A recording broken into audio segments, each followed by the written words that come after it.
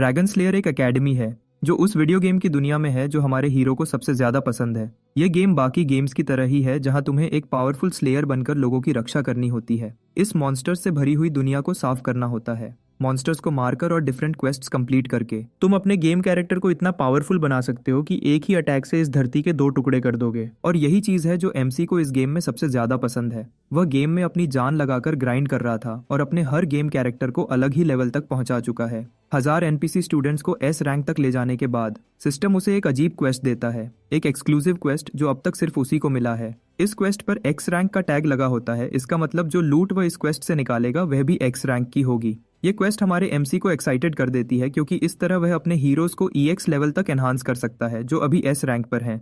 और उसके साथ साथ बाकी प्लेयर्स को भी लगता था कि एस रैंक हाईएस्ट होता है। जैसे ही क्वेस्ट शुरू करता है एमसी अचानक खुद को ड्रैगन स्लेयर एकेडमी गेम की वर्ल्ड में पाता है। और बाकी सारी ट्रांसमाइग्रेशन स्टोरीज की तरह यह बंदा बिल्कुल भी शॉक्ड या कंफ्यूज नहीं होता कि वह इस डिजिटल वर्ल्ड में कैसे आ गया। जैसे गेम्स में खींच लिया जाना बस रोज की बात हो। वह अपनी स्टैट्स चेक करता है और अभी के लिए उसकी सारी स्टैट्स 0 ही होती हैं। न स्किल्स, न ट्रेड्स, न इक्विपमेंट, कुछ भी नहीं। फिर एक और सिस्टम मैसेज उसके सामने आता है।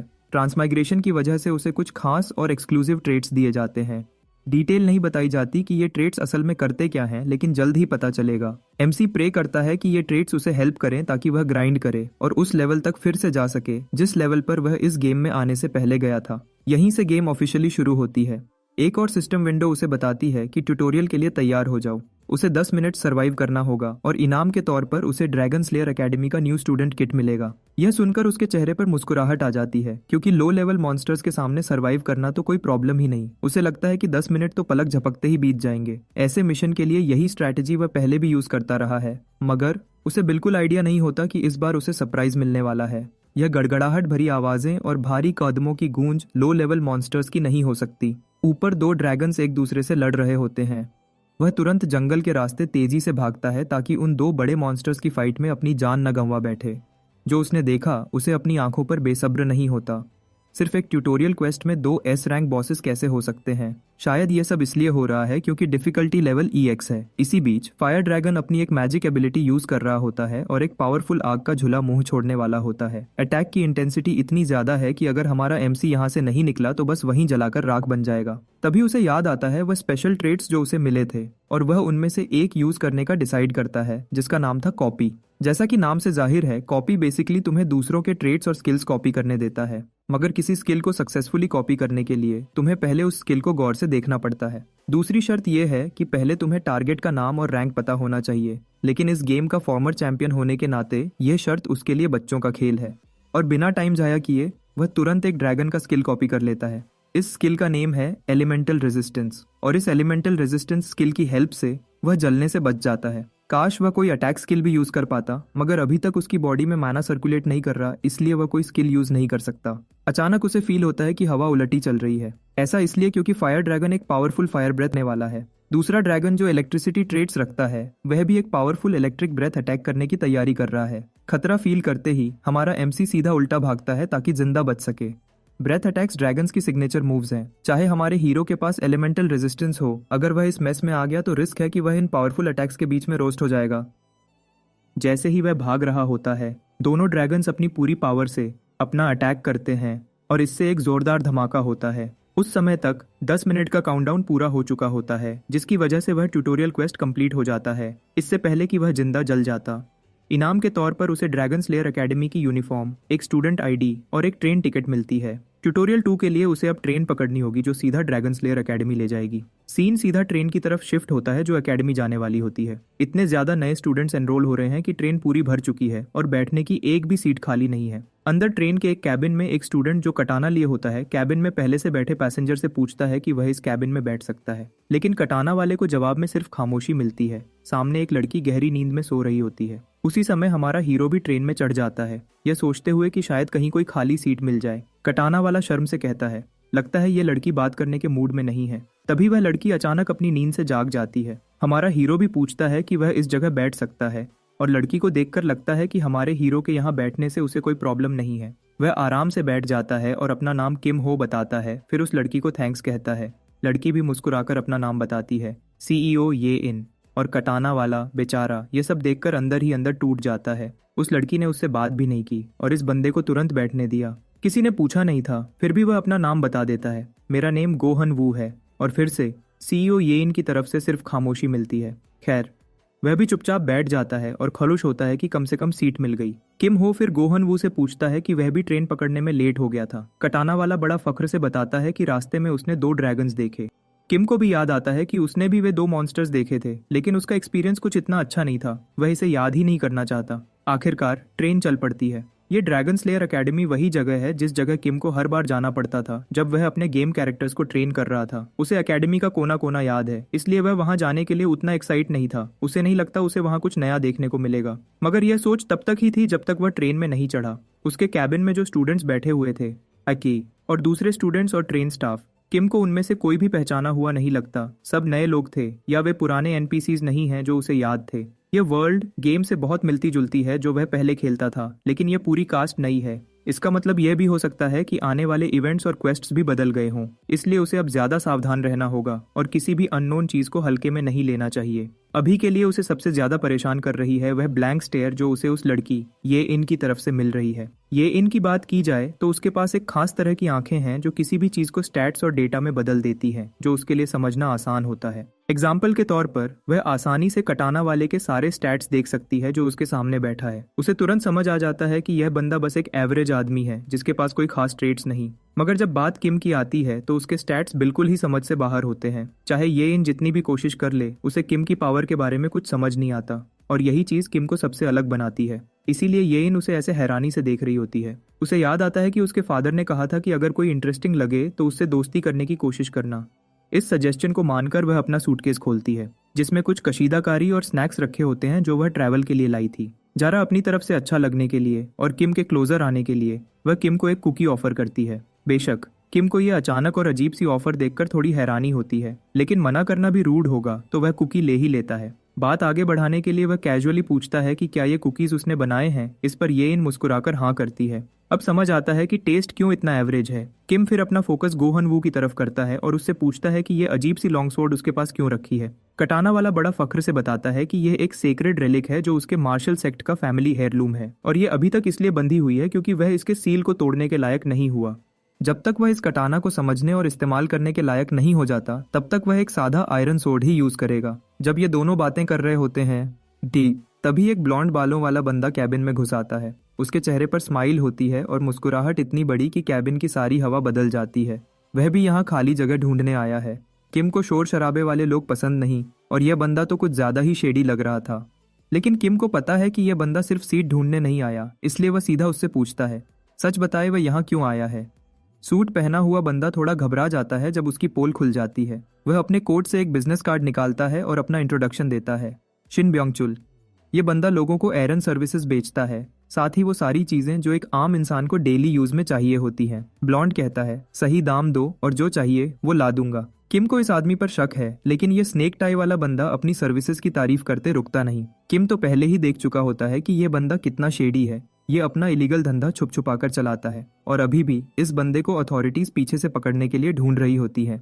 बात करते हुए यह बंदा बार बार बाहर की तरफ देखता रहता है जैसे कोई उसके पीछे पड़ा हो। ब्लॉन्ड कहता है ऐसा नहीं है, वह किसी से छुप नहीं रहा, लेकिन देखकर साफ लग रहा है कि दाल में कुछ तो काला है। वह निकलने लगता है, लेकिन लगता है देर हो चुकी है। डिसिप्लिनरी कमेटी वहां इस बंदे को पकड़ने आ जाती है ताकि उसके खिलाफ एक्शन ले सके और ब्योंगचुल को अच्छी तरह समझ आ जाता है कि उसकी तो लग गई है। यह डिसिप्लिनरी कमेटी असल में स्टूडेंट्स की बनाई हुई एक कमेटी है जो एकेडमी के अंदर लॉ और ऑर्डर को संभालती है।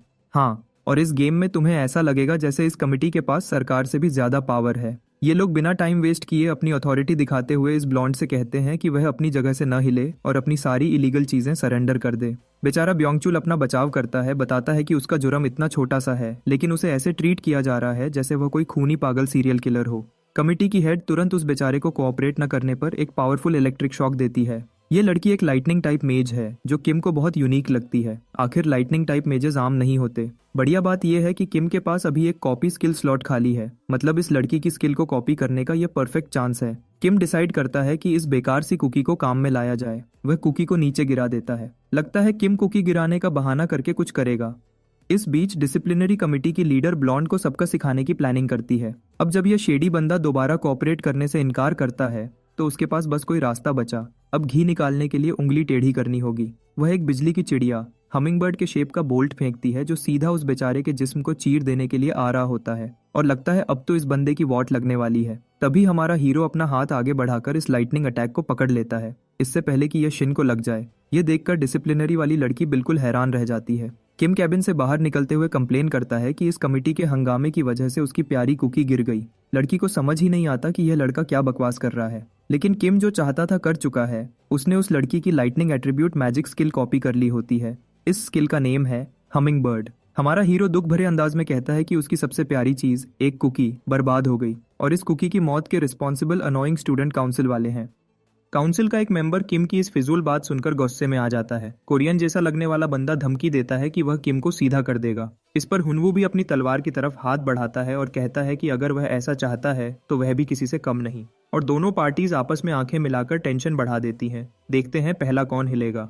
तब काउंसिल की लीडर अपने गौसेल मेंबर को रोक देती है और डिप्लोमेसी का रास्ता अपनाते हुए किम हो को उसकी इनवैल्यूएबल कुकी के नुकसान के बदले एक फ्री डिजर्ट कूपन देती है। किम इस डील से तुरंत खुश हो जाता है और ब्योंगचुल बेचारा वापस अकेला रह जाता है। सच तो यह है कि किम कभी उसे बचाने नहीं चाहता था। उसका असली मकसद सिर्फ लाइटनिंग स्किल कॉपी करना था और अब जब स्किल स्लॉट और ट्रेड स्लॉट दोनों भर चुके हैं तो भाई के पास सब कुछ है जो उसे चाहिए था। कुछ ही देर बाद काउंसिल की प्रेसिडेंट उस चीज को वापस ले लेती है जो ब्योंगचुल शायद चुरा कर लाया था।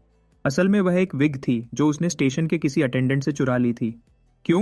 क्योंकि ब्योंगचुल पैसे के पीछे पागल है और वह इस मैजिकल आर्टिफैक्ट को बेचकर पैसा कमाना चाहता था। किम भी मानता है कि इस सब में पूरी गलती ब्योंगचुल की थी। जाते जाते वह खूबसूरत लड़की हमारे बंदे को एडवाइस करती है कि अगर वो कोई प्रॉब्लम नहीं चाहता तो ब्योंगचुल और उसके स्कीम से दूर रहे। मगर किम को दूसरों की सुनने की आदत नहीं। वह समझता है कि यह सब वह खुद संभाल लेगा। कोरियन बंदा भी किम को वार्न करता है और कहता है कि वह उसका चेहरा याद रखेगा। और ह्युनवू वह तो पूरी डिसिप्लिनरी कमेटी की जानकारी निकालने में लगा होता है। जुंगचुल से उसे पता चलता है कि ये लोग एलिट्स में सबसे पावरफुल हैं। उनकी करंट प्रेसिडेंट है जो हमिंगबर्ड स्पेल चला रही थी, उसका नाम है सोंग चुन ही। उसका नाम इतना मशहूर है कि ह्युनवू फौरन समझ जाता है कि ये वही फेमस सॉन्ग फैमिली से है जो टोपास टावर को चलाती है। इस लड़की की अच्छी शक्ल और फॉर्मल ड्रेसिंग सेंस के अलावा वह कोई ऐसी वैसी नहीं जिससे पंगा लिया जाए। उसका दादा थंडर लॉर्ड सॉन्ग ग्योंगयुन है और सच बताऊं तो सिर्फ इसके दादा का नाम सुनकर ही मुझे डर लगने लगा है। क्या ही नाम है भाई।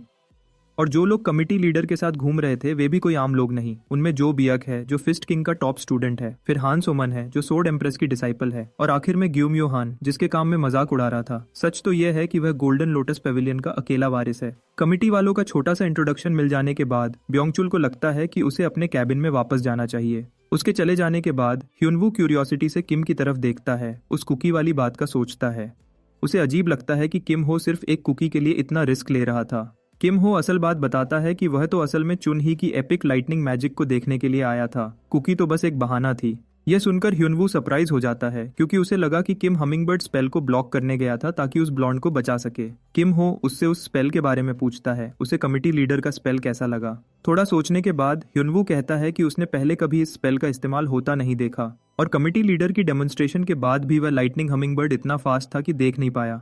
लेकिन लगता है वह अटैक किसी को हर्ट करने के लिए नहीं बना, सिर्फ स्टन करने के लिए है। किम उसकी बात सुनकर आधी बात से सहमत होता है और फिर बताता है कि इसे हमिंगबर्ड स्पेल क्यों कहते हैं। इसका इंस्पिरेशन असल में उस चिड़िया के यूनिक फ्लाइट पैटर्न से आता है। स्पेल कास्ट करते समय स्पेल की परफॉर्मेंस मेज की एबिलिटी पर डिपेंड करती है। चुन ही ने जो हमिंगबर्ड यूज की वह इंप्रेसिव थी, लेकिन उसे अभी और मेहनत की जरूरत है। अगर किम किसी प्रोफेशनल मेज के सामने होता तो वह हमिंगबर्ड कभी पकड़ नहीं सकता क्योंकि कास्टर आसानी से उसकी फ्लाइट पैटर्न बदल देता।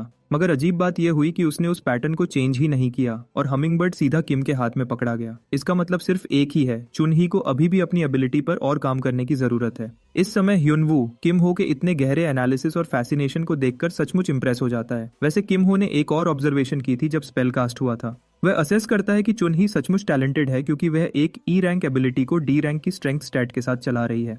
इससे पता चलता है कि या तो उसके पास कोई बहुत स्ट्रॉन्ग ट्रेट है या फिर उसके अंदर बहुत सारा इंटरनल माना है। जो भी हो, किम को पूरा भरोसा है कि वह थंडर लॉर्ड की पोती होने के नाम को जरूर रोशन करेगी। वापस ह्युनवू पर आते हैं जो छोटी सी मीटिंग से हमारे हीरो का फैन और दोस्त बन गया है।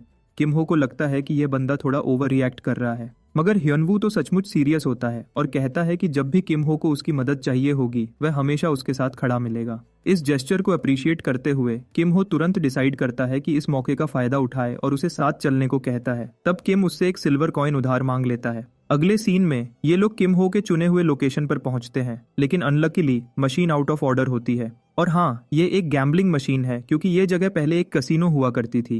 ह्युनवू को मशीन बिल्कुल टूटी फूटी और बेकार लगती है, मगर किम हो तो अपनी सारी जिंदगी की जमा पूंजी यानी वह एक ही कॉइन जो उसने ह्युनवू से उधार लिया था इस पर लगाने के लिए रेडी होता है। जब वह कॉइन मशीन में डालता है तो पहले कुछ भी नहीं होता, दोनों को लगता है कि यह सचमुच टूटी हुई है। मगर अचानक मशीन चल पड़ती है और एक हिडन इवेंट अनलॉक होता है जिसका नाम होता है ब्रोकन स्लॉट मशीन। किम हो को तो इस सब का पहले से पता था क्योंकि उसने गेम के हर अचीवमेंट अनलॉक किए हुए हैं। इस गोल्डन टिकट को यूज करते हुए हमारा हीरो लेवर खींचता है और रोल पर भरोसा करता है, मगर दोनों निशार हो जाते हैं।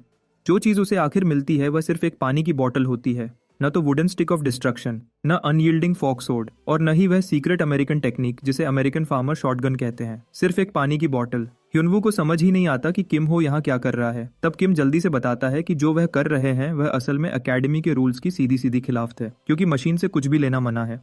यह सुनकर ह्युनवू को समझ आता है कि असल में वह तो एक वॉचमैन बन के खड़ा है, जबकि किम हो लगातार लेवर खींच रहा है ताकि रिवॉर्ड्स निकाल सके। ह्युनवू सोचता है कि शायद ठीक है, कुछ नहीं होने वाला, क्योंकि कमिटी वाले तो आमतौर पर इधर नहीं आती। बस इसी को कहते हैं फेमस लास्ट वर्ड्स।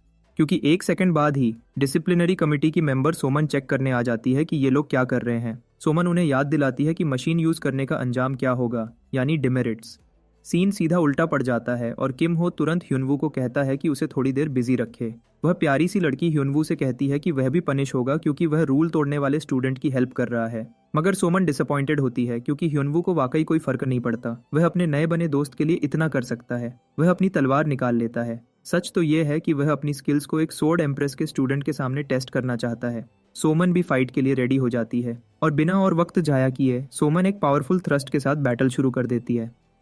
उसका हैवी अटैक ह्युनवू आसानी से ब्लॉक कर लेता है और फिर तुरंत काउंटर अटैक शुरू करता है, मगर सोमन उससे बिना किसी प्रॉब्लम के बच जाती है। थोड़ा डिस्टेंस बनाकर सोमन अपने हथियार में कुछ एनर्जी डालती है और बिजली की तरह आगे बढ़ती है। वह हवा में उछलकर अपनी पूरी बॉडी का वजन एक नीचे गिरते हुए स्ट्राइक में लगा देती है। अटैक इतना भारी होता है कि ह्युनवू को दोनों हाथों से उसे रोकना पड़ता है। किम हो यह सब देखकर समझ जाता है कि ह्युनवू की सबसे बड़ी कमजोरी उसकी इंटरनल एनर्जी की कमी है, जो उसकी परफॉर्मेंस को रोक रही है। साथ ही हमारा एमसी ये भी नहीं चाहता कि सब कुछ जल्दी खत्म हो जाए, क्योंकि वह तो पूरी फाइट देखना चाहता है। इसी बीच वह सोर्ड की तरफ हाथ बढ़ाता है। किम हो एक एम्पलीफिकेशन स्पेल डालता है जो सोर्ड्समैन की मैजिक कोर को ग्रेड ई से सीधा ग्रेड सी तक बूस्ट कर देता है। मगर इस बफ की एक लिमिट है, सिर्फ 1 मिनट चलेगा और फिर 1 घंटे का कूलडाउन लगेगा। यह 1 मिनट ही डिसाइड करेगा कि ह्युनवू फाइट में क्या कर सकता है, जो अब तक सोमन के इंप्रेसिव अटैक से मुश्किल से संभल रहा था। बैटल चलती रहती है जब तक टाइमर सिर्फ 14 सेकंड्स तक नहीं आ जाता। यह देखकर किम हो सोचता है कि स्लॉट मशीन्स को आमतौर पर लोग अवॉइड ही करते हैं क्योंकि वे असल में गैम्बलिंग होती हैं। मगर प्लेयर्स को एक बात नहीं पता, उसका सीक्रेट फीचर है गारंटीड जैकपॉट ट्रिगर। समझ लो कि एक खास नंबर ऑफ स्पिन्स के बाद रिवॉर्ड मिल जाएगा। गेम के स्टार्ट में प्लेयर्स को 5 कॉइन्स मिलते हैं। किम ने अपने 4 कॉइन्स यूज कर लिए हैं और अब यह किम हो का 5वां स्पिन है। मगर चाहे स्पिन के लिए वह पूरी तरह से कॉन्फिडेंट है कि जो एक्स्ट्रा सिल्वर कॉइन उसने ह्युनवू से उधार लिया था वह उसका सही इस्तेमाल करेगा। पता चलता है कि 5वें स्पिन के तुरंत बाद 6ठा स्पिन गारंटीड जैकपॉट देता है। ये कोई रैंडम चांस नहीं, बल्कि किम 100% श्योर होता है कि बेस्ट रिवॉर्ड मिलेगा। स्लॉट मशीन आखिरकार अपनी बेस्ट चीज निकाल देती है, एक dark ice crystal rank C. मगर इस क्रिस्टल के साथ एक वार्निंग भी आती है कि गलत तरीके से यूज किया तो प्लेयर की मौत भी हो सकती है। प्रॉब्लम हमारे लड़के के लिए तब बढ़ जाती है जब एक ब्लू हेड बैडी उससे पीछे से तलवार घूंपने वाली होती है। मगर किम पहले से ही तैयार होता है। उसे पता होता है कि उसका भरोसेमंद दोस्त उसकी मदद को आएगा।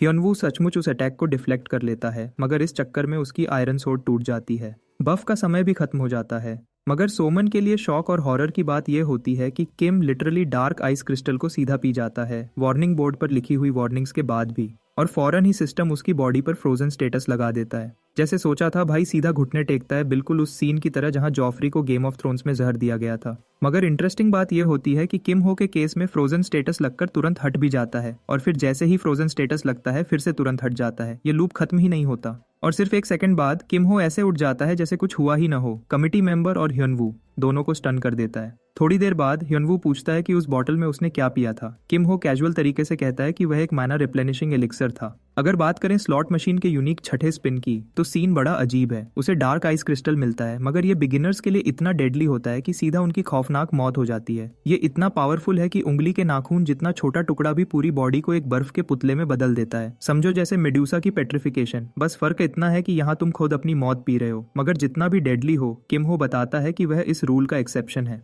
क्यों? क्योंकि उसके पास एस रैंक एलिमेंटल रेजिस्टेंस है। हाँ, वही ट्रेट जो उसने अपने ट्यूटोरियल क्वेस्ट में एस रैंक ड्रैगन से कॉपी की थी। इसी वजह से उसकी बॉडी एक न खत्म होने वाली लूप में फ्रोजन स्टेटस को अप्लाई और रिमूव कर रही है और उसे कुछ नहीं होता। और सिर्फ इतना ही नहीं, उस क्रिस्टल के इफेक्ट की वजह से उसका माना बढ़ रहा है।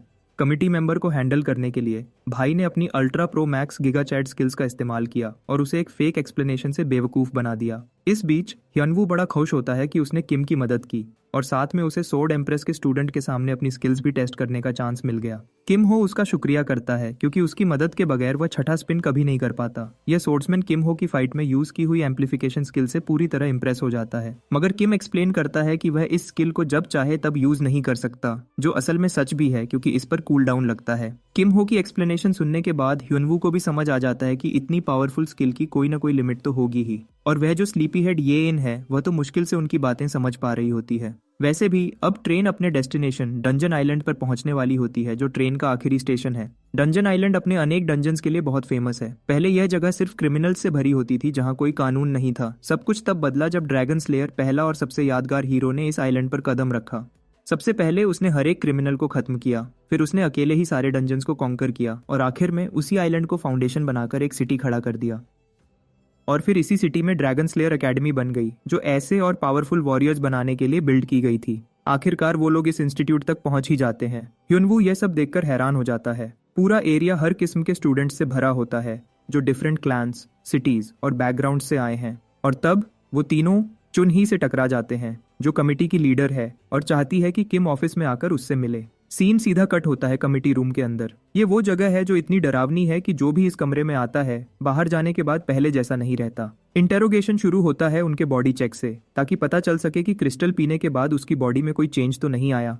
मगर ऑब्वियसली स्कैनर कुछ नहीं पकड़ पाता क्योंकि अब उस पर फ्रोजन स्टेटस रहा ही नहीं। इस वजह से कमिटी को पहली दफा शक होने लगता है कि शायद किम ने जो आइटम पी थी वो नकली थी। इंटेरोगेटर सेहुन, जो इंटेरोगेशन डिपार्टमेंट का हेड भी है, खुलकर कहता है कि अगर किम हो ने काउंसिल की बात नहीं मानी तो उसे सजा मिलेगी। चाहे इस दफा कोई नहीं मरा, लेकिन नेक्स्ट टाइम उसे नहीं छोड़ेंगे। इसके साथ मीटिंग खत्म हो जाती है, जो चुन ही यानी काउंसिल लीडर के लिए बहुत फ्रस्ट्रेटिंग होता है। उसे लगता है कि दाल में कुछ तो काला है। वो लोग समझ नहीं पा रहे कि किम ने आखिर मशीन चलाई ही क्यों, अगर उसका इरादा फॉरबिडन आइटम लेने का नहीं था। और फिर सबसे अजीब बात, उसने उनकी आंखों के सामने वो चीज पी भी ली और आखिर में स्कैनर ने कुछ भी नहीं पकड़ा। अपनी ऑब्जर्वेशंस की बेस पर चुन ही मानती है कि इस लड़के ने कोई इलीगल स्किल ली है। वो सजेस्ट करती है कि मैग्नीफाइंग ग्लास से उसकी स्किल्स चेक की जाए। सेहुन मानता है कि वो कर सकते हैं, मगर साथ ही प्रॉब्लम भी बताता है। अगर कुछ न निकला तो उनके लिए प्रॉब्लम बन जाएगी। मैग्नीफाइंग ग्लास लगाने से पहले पूरी तरह श्योर होना जरूरी है। चुन ही फौरन अपनी गलती महसूस करके माफी मांगती है, जबकि सीनियर उसे कहता है कि वो थोड़ा शांति से काम ले। वो उसे कहता है कि एंट्रेंस सेरेमनी की तरफ जल्दी जाए वरना मिस हो जाएगा। अगली सीन में हमारा हीरो वापस अपने ग्रुप में आता है, जो दूसरे नए स्टूडेंट्स के साथ खड़ा होता है। वो अब ट्यूटोरियल नंबर 3 कंप्लीट कर चुका है, जो टाइम पर सेरेमनी अटेंड करके कंप्लीट हुआ।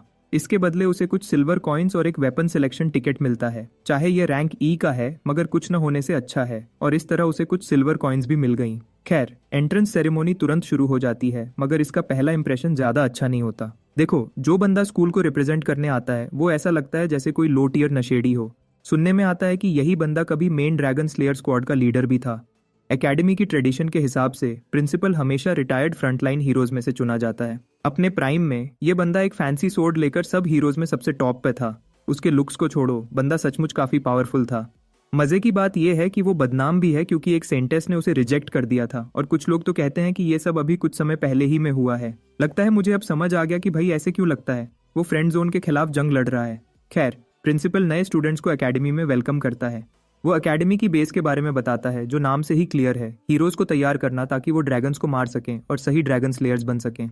उनके जमाने के पहले हीरो ने वर्ड स्लेइंग पर बहुत जोर दिया था, ताकि हर स्टूडेंट समझ सके कि ड्रैगन स्लेयर बनना कितना इंपॉर्टेंट है। किम हो समझता है कि ये सब तो वेलकमिंग स्पीच होनी चाहिए, मगर भाई कसम से इतनी लंबी और बोरिंग स्पीच है कि आधे स्टूडेंट्स तो वहीं खड़े खड़े सो जाते हैं। मैं भी तुम्हारा टाइम बचाता हूँ और उन लंबे डायलॉग्स को स्किप कर देता हूँ। फिर वो पॉइंट आता है जब बंदा आखिरकार अपनी स्पीच खत्म करता है, अनाउंसमेंट खत्म हो जाती है और सिर्फ एक ही बंदा एक्साइटेड पपी की तरह लगता है, और वो है ह्यनवू, जो इस एक्सपीरियंस को मीनिंगफुल समझता है, जबकि कोई नॉर्मल इंसान जैसे हमारा एमसी इस बोरिंग स्पीच को मुश्किल से सह रहा था। लगता है ये सोर्ड्समैन अपने पुराने मास्टर के लेक्चर्स की वजह से ऐसी लंबी बकबक सुनने का आदी हो चुका है।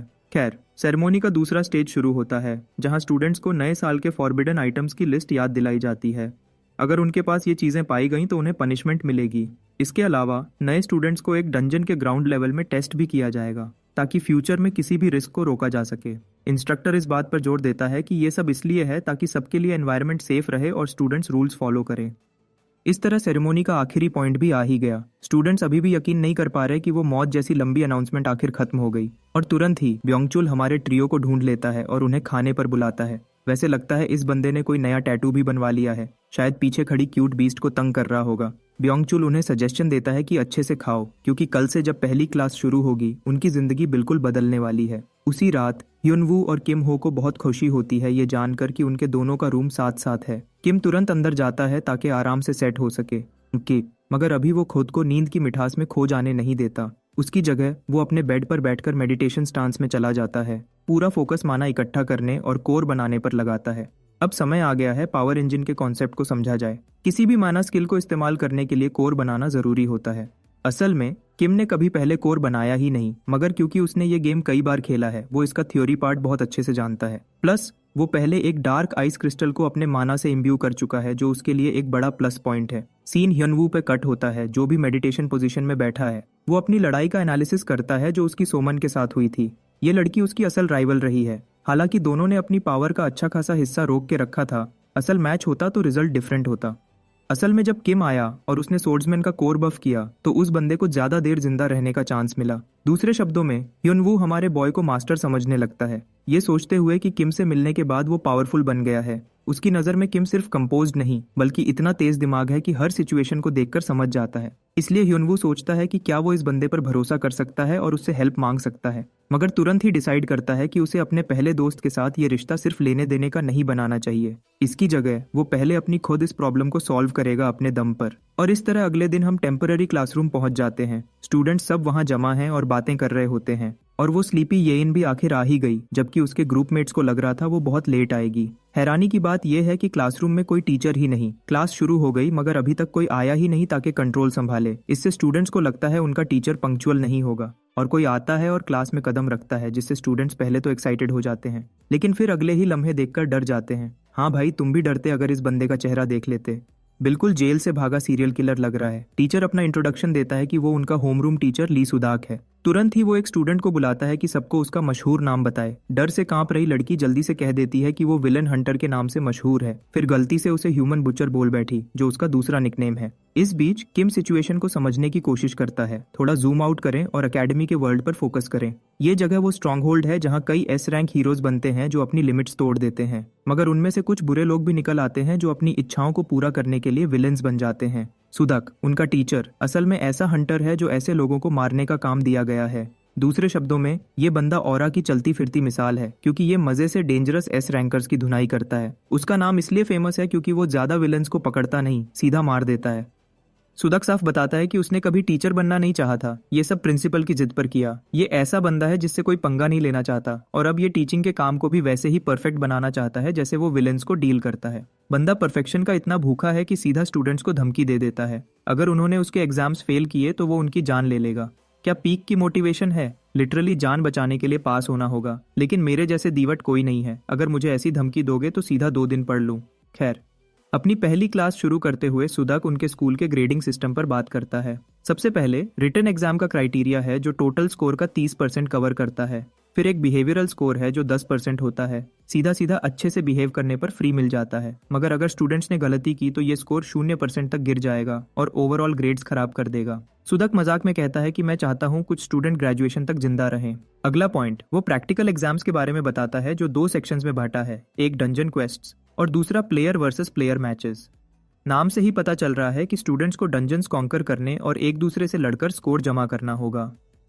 इस प्लेसमेंट एग्जाम का रैंकिंग सीधा सीधा बाकी स्टूडेंट्स से कंपेयर करके दिया जाएगा। सीधी बात यह है कि 3 सेक्शंस मिलकर टोटल 90% स्कोर बनाएंगे और बचा हुआ 10% उनके एटीट्यूड या फिर कहो बिहेवियर पर डिपेंड करेगा। इस तरह मिलाकर ओवरऑल इवैल्यूएशन 100% कंप्लीट हो जाता है। जैसे ही सुदक ने यह सब समझा दिया, बिना समय जाया किए टीचर सीधा उन फ्रेशमैन को अरीना ले जाता है। वहां पहले से ही कई मैचेस हो रहे हैं। याद है कल ब्योंगचुल कितना एक्साइटेड दिख रहा था और कह रहा था कि कल से उनकी लाइफ टफ होने वाली है। शायद वो इन्हीं प्लेयर वर्सेस प्लेयर मैचेस की बात कर रहा था। इन मैचेस के रूल्स बदलते रहते हैं। इस दफा के इवेंट के लिए रूल को डेथ मैच बोला गया है, लेकिन असल में इसका मतलब ये नहीं कि कोई सचमुच मार जाएगा।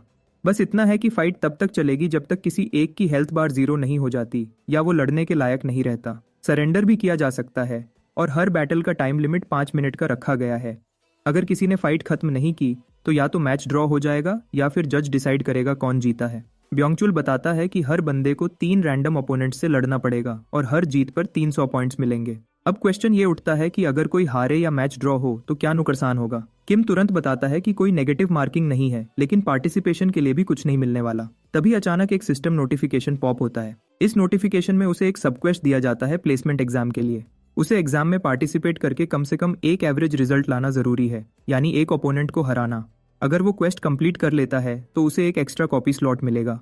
किम की नज़र में तो ये बहुत ही इजी क्वेस्ट है, क्योंकि एक जीत और डंजन में एवरेज परफॉर्मेंस मिल जाएगी। मगर सबसे इंपॉर्टेंट चीज, इस कंपटीशन की वजह से वो दूसरे स्टूडेंट्स की स्किल्स देख सकता है। यहीं उसे कुछ एक्सेप्शनल टैलेंट नजर आ सकता है जिसे वो फ्यूचर में रिक्रूट करके एक्स लेवल हीरोज बना सकता है। और अगर कोई ऐसा टैलेंट नहीं भी मिला तो भी वो उनके ट्रेड्स या स्किल्स कॉपी करके अपना फायदा निकाल लेगा। कुछ ही टाइम के बाद अनाउंसर किम हो का नाम उसके ओपोनेंट के साथ बुलाता है कि वो बैटलफील्ड पर आई। वो तुरंत देखता है कि उसका सामना एक खूबसूरत स्कारलेट बालों वाली लड़की से है जो रूबी टावर को रिप्रेजेंट करती है। ये लोग फ्लेम मैजिक में एक्सपर्ट हैं और अपनी हाई डैमेज फायर पावर के लिए मशहूर हैं। इसी वजह से किम हो को भी गेम में रूबी टावर वालों के कैरेक्टर से खेलना बहुत पसंद था। लेकिन अभी तो ये लड़की उसके आने वाले 5 मिनट की सिर्फ एक टेस्ट सब्जेक्ट बनने वाली है। उस लड़की को थोड़ा डिसअपॉइंटमेंट होता है कि उसका सामना किसी ऐसे बंदे से है जो फेमस नहीं है। उसके लिए तो ये सिर्फ एक बेकार सा नोबडी है। और सिर्फ ये ही नहीं, किम हो एक बेकार अर्थ स्टाफ ले आया है जो असल में देखा जाए तो किसी बूढ़े आदमी की लाठी लग रही है। उस लड़की को ये बेइज्जती लगती है कि उसका ओपोनेंट इतना पथेटिक ई रैंक स्टाफ लेकर आया। ऑब्जर्वेशन से वो ये कंक्लूड करती है कि वो डेफिनेटली एमरल्ड टावर का नहीं, मतलब अर्थ स्पेशलिस्ट मेज भी नहीं। इससे वो ये सोचती है कि शायद उसका प्लान सिर्फ सपोर्ट मैजिक चलाना होगा। वो सोच रही होती है कि किम स्टाफ को कैसे यूज करेगा कि उनका फाइट तुरंत शुरू हो जाता है। जानवा समझती है कि उसकी फाइट एक सपोर्टर कास्टर से है, इसलिए वो सीधा एक पावरफुल कंबस्शन स्किल तैयार करती है। डिसाइड कर लेती है कि ये बैटल एक ही मूव में खत्म कर देगी। जैसे ही उसने अपनी एबिलिटी कास्ट की, पूरी ऑडियंस रूबी टावर की इस रिप्रेजेंटेटिव से इंप्रेस हो गई। लेकिन जानवा खुद बिल्कुल सरप्राइज रह जाती है। उसका ओपोनेंट बिल्कुल भी डैमेज नहीं हुआ। वो एक 1 हिट किल एक्सपेक्ट नहीं कर रही थी, मगर ये कि उसके अटैक ने जरा सा भी नुकसान नहीं पहुंचाया, ये बिल्कुल अजीब था। जैसे ही धुआं हटा, हमारा हीरो एक स्माइल के साथ उसके कंफ्यूज्ड फेस को देखता है। फाइट शुरू है और जानवा पहले ही से नर्वस हो जाती है। सोचती है कि उसका अटैक क्यों फेल हो गया। शायद उसके ओपोनेंट ने डिस्पेल एबिलिटी यूज की है। वो फौरन स्ट्रेटेजी बदलती है और एक ऐसा स्पेल यूज करती है जो डिस्पेल से भी नहीं रोका जा सकता। इस दफा वो चारों तरफ एक एक्सप्लोजिव फ्लेम का कॉलम बना देती है ताकि किम हो किसी भी तरह बच ना सके।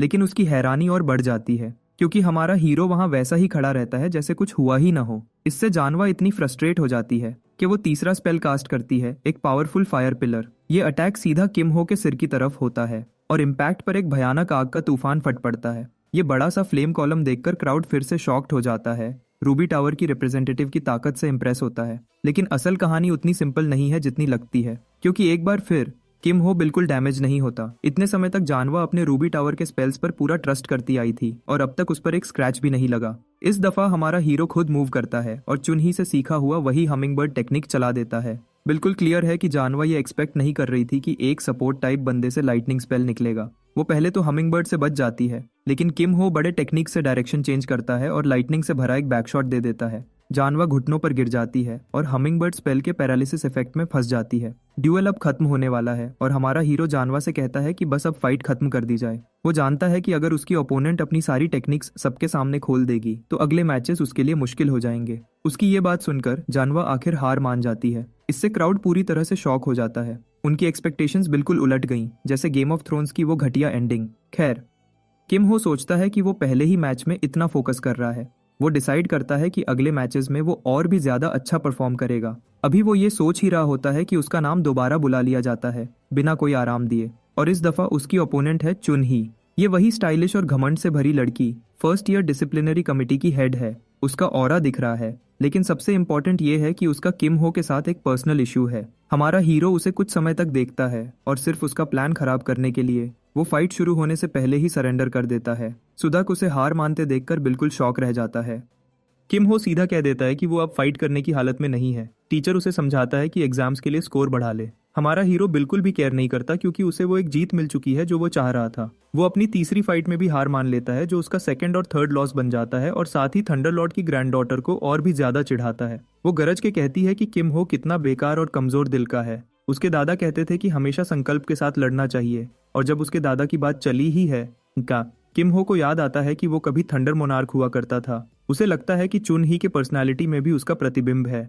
किसी और सिचुएशन में तो उसका सजेशन काफी काम का होता, लेकिन किम हो की स्पेसिफिक सिचुएशन में इसकी कोई वैल्यू नहीं और ना ही उसे परवाह है। हमारा हीरो उसे जीत देकर वहां से चला जाता है। चुन ही ना चाहते हुए भी इस डिसीजन को मान लेती है, लेकिन अंदर ही अंदर उसे ये बहुत ज्यादा डिसअपॉइंटिंग लगता है। जाने से पहले मिस्टर रेज बेटर 9000 उसे याद दिलाता है कि चुन ही उसे वो डिजर्ट कूपन भेजना न भूले जो उसने वादा किया था। उसकी ये बात चुन ही को बहुत बुरी लगती है और ये किसी मिरेकल से कम नहीं था कि वो गुस्से से उस पर फटी नहीं, मगर उसके अगले ओपोनेंट की शायद किस्मत खराब थी। यांग जी होंग बड़े मजे से अरीना में आता है, इस आशा में कि टोपास टावर के किसी बंदे से जबरदस्त मुकाबला करेगा। उसे क्या पता था कि लेडी लाइटनिंग इतने बुरे मूड में है। रिजल्ट, अरे भाई वो तो उसे सीधा ज्यूस की तरह लाइटनिंग से उड़ा देती है और पहली ही सेकंड में फाइट खत्म। उसका ओपोनेंट जल गया, जिस्म पर बुरी तरह जलने के निशान पड़ गए। ये सब देखकर ब्योंगचुल की नजर में चुन ही का ऑरा और भी डेंजरस हो जाता है, जो समझता है कि किम हो ने बेस्ट डिसीजन लिया था और फाइट शुरू होने से पहले ही हार मान ली। क्या सबको मजा आया? ये कहकर चुन ही उसे ऐसी आंखों से घूरती है जैसे बॉम्बास्टिक साइड आई देने वाली हो। ब्योंगचुल ये इग्नोर नहीं कर पाता, मगर हमारे हीरो को तो कोई फर्क ही नहीं पड़ता, या फिर इतना मूर्ख है कि समझता ही नहीं। बस इम्प्रेस्ड होता है कि थंडरलॉर्ड की ग्रैंड डॉटर ने कितनी धमाकेदार फाइट की। दूसरी तरफ बाकी ऑडियंस किम हो से तंग आ गई है कि उसने अपनी दूसरी और तीसरी फाइट में हार मान ली। अब लोग सोच रहे हैं कि बस उसकी लक अच्छी थी जो जानवा से बच गया, और ये वही इमेज है जो किम हो चाहता है। तो जब लोग इस तरह की बकवास करते हैं तो वो एक्चुअली उसके लिए फायदा का ही काम करती है। खैर, चुन ही अपनी तीसरी और आखिरी फाइट के लिए तैयार हो जाती है, मगर इस दफा उसका सामना होता है खूबसूरत एसईओ येइन से, जो कोरियन जॉन विक की बेटी के नाम से भी जानी जाती है। हर किसी को हैरानी होती है कि येइन एक गन ड्यूलिस्ट निकली। ये फाइट वाकई देखने लायक बन रही है, क्योंकि गनर्स अक्सर मेजेस से अच्छा फाइट करते हैं। लोग सोचने लगते हैं कि शायद इस दफा चुन ही को भी हार माननी पड़ेगी, लेकिन हमारा हीरो मानता है कि अभी कुछ कहना मुश्किल है, इसलिए सबको वेट करना पड़ेगा कि क्या होता है। मजे की बात यह है कि किम हो 5 सिल्वर कॉइन्स की बेट लगाता है कि कौन जीतेगा, और जो छोटा सा लालची चूहा ब्योंगचुल है वो फौरन बेट मान लेता है। और यूं शुरू होती है फाइट थंडरलॉर्ड की संकल्प वाली ग्रैंड डॉटर और उस डेंजरस ड्यूलिस्ट के दरमियान। ये इन फौरन फायदा उठाती है और एम्पलीफाइड बुलेट्स से बारिश कर देती है। जैसे एक्सपेक्टेड था, चुन ही बड़ी आसानी से उन बुलेट्स को रोक लेती है बिना किसी मुश्किल के। किम हो की नज़र में सब कुछ बिल्कुल वैसा ही हो रहा है जैसे उसने सोचा था। किम हो को पूरी तरह यकीन था कि चुन ही का माना कंट्रोल अनुपम है। उसने फौरन कई हमिंग बर्ड स्पेल्स बना दिए। वो बिजली से चमकते छोटे बर्ड्स सीधा येइन की तरफ बढ़ने लगते हैं, जबकि वो अभी भी बुलेट्स फायर कर रही होती है। गनर दोनों बर्ड्स से बचने में कामयाब हो जाती है, लेकिन बिल्कुल किम हो की तरह चुन ही भी बर्ड्स की स्पीड और डायरेक्शन को बदलकर दोबारा वार करती है। इस दफा वो येइन को पीछे से घेर लेते हैं। एक बर्ड उसके चेहरे के पास से गुजर के उसे जोर से रगड़ देता है। येइन तुरंत ग्राउंड पर गिर जाती है स्टन इफेक्ट की वजह से। ये सीधा हिट तो नहीं था, वरना लड़ाई वहीं खत्म हो जाती। किम हो दिल में सोचता है कि इससे येइन की मूवमेंट जरूर स्लो हो गई है। पहला बर्ड उसे डैमेज करता है और अब ये तो तय है कि वो अगले अटैक में खुद को नहीं बचा पाएगी। सब कुछ बिल्कुल वैसा ही हो रहा है जैसे किम हो ने सोचा था। चुन ही की जीत पक्की लगती है, मगर फिर एक नया ट्विस्ट आ जाता है। बैडास येइन अचानक एक स्मोक ग्रेनेड फेंक देती है जो उसकी ओपोनेंट को कंफ्यूज कर दे। धुआं चुन ही की नजरों को धुंधला कर देता है। ये चाल किम हो को भी हैरान कर देती है, क्योंकि किसी और ग्रेनेड को चुन ही रोक ही लेती। अब जबकि उसकी नजर धुंधली हो गई है तो फाइट चुन ही के लिए मुश्किल हो गई है, और इसी समय येइन अपना फायदा उठा सकती है। गनर निशाना लेकर सीधा चुन ही की पीठ पर गोली चला देती है जो उसके सीने पर लगती है। पहले तो लगता है कि गोली उसे लग गई, लेकिन चुन ही ने आखिरी वक्त पर एक डिफेंसिव बैरियर डाल दिया था, इसलिए वो बच गई, मगर ऑफ गार्ड जरूर हो गई। अब उसे समझ आता है कि वो कितने खतरे में है, जबकि गनर अगला निशाना बनाने की तैयारी में होती है। इस बीच ब्योंगचुल ये भी नोट करता है कि ये इन शायद किसी अमीर बाप की बेटी है, क्योंकि वो इनविजिबिलिटी क्लोक यूज कर रही है। और सिर्फ क्लोक नहीं, उसने एक जबरदस्त राइफल भी निकाल ली है ज्यादा डैमेज देने के लिए। राइफल की एक गोली इतनी खतरनाक होती है कि चुन ही उसे ब्लॉक नहीं करती, बस मुश्किल से 1-2 इंच से बच जाती है। इस वक्त दोनों के हेल्थ बार लगभग बराबर हैं और फाइट का आधा वक्त निकल चुका है। प्रॉब्लम यह है कि इनविजिबिलिटी क्लोक की वजह से चुन ही को उसकी ओपोनेंट बिल्कुल नजर नहीं आती, और हर बार जब ये इन गोली चलाती है चुन ही उसके वार से बच नहीं पाती। गनर उस पर फिर से पीछे से अटैक करती है, मगर इस बार चुन ही ने अपने बैरियर की मदद से एक न्यू स्ट्रैटेजी तैयार की। वो बुलेट के माना रिपल को ट्रैक करती है जो उसे येइन के एग्जैक्ट पोजीशन तक ले जाता है। उस थोड़ी सी देर में चुन ही पूरी ताकत से जमीन पर बिजली छोड़ देती है। बिजली जमीन पर फैलती हुई येइन तक पहुंचती है जो उछलकर बचने की कोशिश करती है।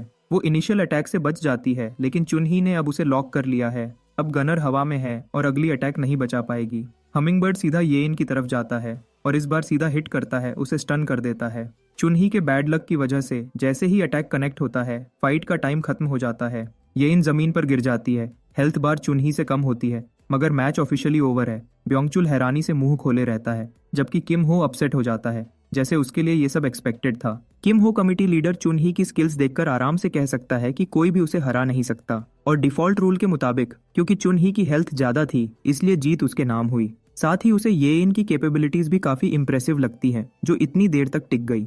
वहां दूसरी तरफ बेचारा ब्योंगचुल अपनी बैट हार जाता है और चुपचाप सिक्के किम हो को दे देता है लेकिन उसका बैट लगाने का बुखार उतरता ही नहीं। फौरन कहता है कि अगली बैट से पैसा वापस कमा लेगा। किम हो समझ जाता है कि ये बंदा तो जुए का आदी है इसलिए उसकी ऑफर सीधा मना कर देता है। अरीना में अब एक और रोशनी सी चमकती है जब ह्योनवू आता है। वो आज अपनी फाइट करने आया है। इस दफा उसका सामना है फिस्ट किंग के डिसाइपल जो बियक से। ये फाइट देखने में वाकई इंटरेस्टिंग लग रही है। किम हो इस बेट को मान लेता है और कहता है कि फिस्ट किंग का डिसाइपल ही जीतेगा। ब्योंगचुल को लगता है कि किम हो कितना निर्दयी है, अपने दोस्तों के लिए ऐसा बोल रहा है मगर किम हो बस सच बोल रहा होता है। ब्योंगचुल को किम हो की बात समझ नहीं आती। किम हो स्माइल करके कहता है कि अब उसे जल्दी ही सब समझ आ जाएगा। अब चलते हैं ह्युनवू की तरफ जो जानता है कि उसका दोस्त उसे देख रहा है इसलिए वो सोचता है कि इस फाइट में अपनी पूरी स्किल दिखाएगा चाहे कितनी मुश्किल क्यों न हो। वो अपनी आयरन सोर्ड निकालता है। बियक हैरान होता है कि ह्युनवू अपनी तलवार क्यों नहीं यूज करता मगर ह्युनवू जानता है कि अभी वो उसके लायक नहीं है। फिस्ट किंग के डिसाइपल को इस बात से कोई फर्क नहीं पड़ता,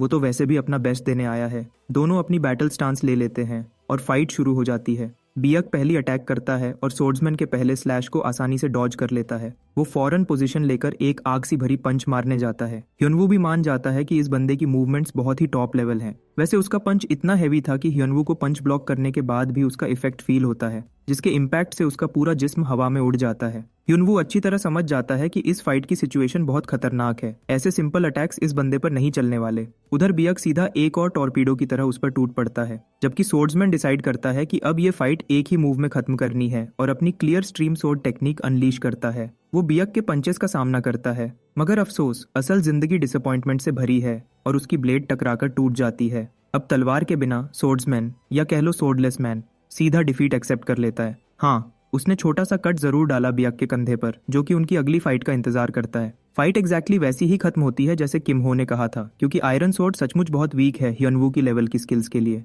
यही पहली चीज थी जो किम हो के दिमाग में आई थी जब ट्रेन में इस बंदे को लड़ते देखा था, जैसे ह्युनवू को कोई एडिक्शन हो आयरन सोर्ड्स तोड़ने की हर फाइट में। ब्योंगचुल बेचारा फिर से दुखी हो जाता है और हमारा हीरो उसे आराम से इग्नोर कर देता है। अब किम हो अपना पैसा मांगता है क्योंकि ब्योंगचुल के पास सिल्वर कॉइन्स अब खत्म होने को हैं। किम हो उसे एक और ऑप्शन देता है कि कोई और तरीका निकाल ले। इस बार वो चाहता है कि ब्योंगचुल उसे अच्छा खासा टाइम देकर पेमेंट करे।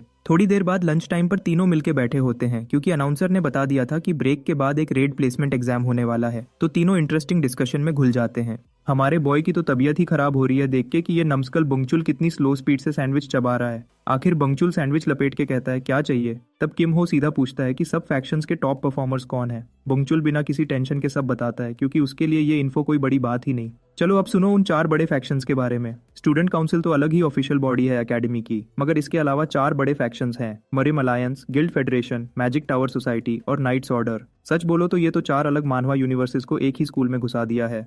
हर फैक्शन के लीडर की बात करें तो पहले आता है सोर्ड सेंट का शानदार ग्रैंडसन मो योंगजुन जो मरिम अलायंस को लीड करता है। फिर रूबी टावर की रिप्रेजेंटेटिव होंग योनवा जो मैजिक टावर सोसाइटी की कमांडर है। हाँ, वही जो किम हो के सामने फाइट में बेचारी कुछ कर ही नहीं पाई थी, असल में अपनी सोसाइटी की बहुत प्रोमिनेंट मेंबर है। तीसरे नंबर पे है गिल्ड फेडरेशन की ड्रूइड पार्कनारी जो अपनी टाइगर स्ट्राइप्ड बिल्ली की वजह से फेमस है। वैसे कहते हैं उसके ग्रुप में एक और मेंबर है जो अपनी ताकत छुपा के रखता है। और आखिर में है सोर्ड मास्टर का बेटा। देखा, ये लिटरल मानवा टाइटल लगता है, जैसे जिन रन कैंडल इस यूनिवर्स में रीइंकारनेट हो गया हो। ये ली संग यून है जो नाइट्स ऑर्डर का लीडर है। ये लाइनअप वाकई इंप्रेसिव है। बंगचुल की लिस्ट सुनकर तो किम हो भी मानता है। अचानक उन्हें याद आता है कि ह्युनवू तो नजर ही नहीं आ रहा। ब्योंगचुल को क्लब प्रेसिडेंट याद आता है और वो किम हो को छोड़ के फौरन गुस्से में उठ के चला जाता है। अब उसके जाने के बाद किम हो बस यायन के साथ अकेला रह जाता है। किम हो को लगता है ये लड़की बहुत ही अकेली है। उसकी हालत पे उसे हल्का सा अफसोस भी होता है, तो वो उससे बात करने की कोशिश करता है उस कुकी के बारे में जो यायन ने उसे दिया था।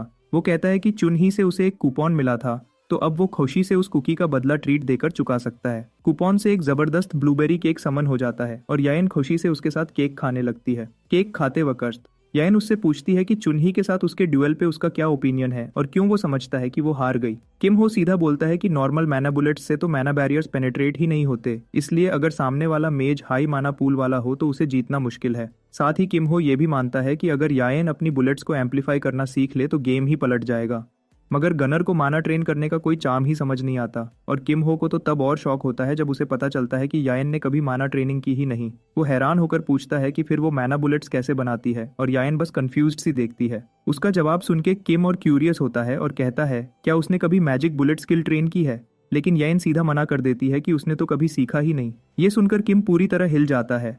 भाई, गनर होके मैजिक बुलेट तो सबसे पहली चीज होती है जो सीखते हैं। उसे शक होता है कि क्या यायन अब तक बस अपनी इंस्टिंक्ट पे ही शॉट्स लैंड करती रही है, और ये सोच के चुनही जैसी मेज से वो बिना प्रॉपर माना नॉलेज के लड़ गई। उसका दिमाग घूम जाता है, समझ जाता है कि यायन कितनी लॉस्ट है, तो किम डिसाइड करता है कि उसे थोड़ी मदद दे। वो समझाता है कि अगर वो माना कंट्रोल और मैजिक बुलेट सीख ले तो सब कुछ बहुत ज्यादा आसान हो जाएगा उसके लिए। फिर वक्त आता है प्लेसमेंट एग्जाम का। सब स्टूडेंट्स हॉल में जमा होते हैं और उनका होमरूम टीचर रूल्स बताता है कॉन्क्वेस्ट एग्जाम के।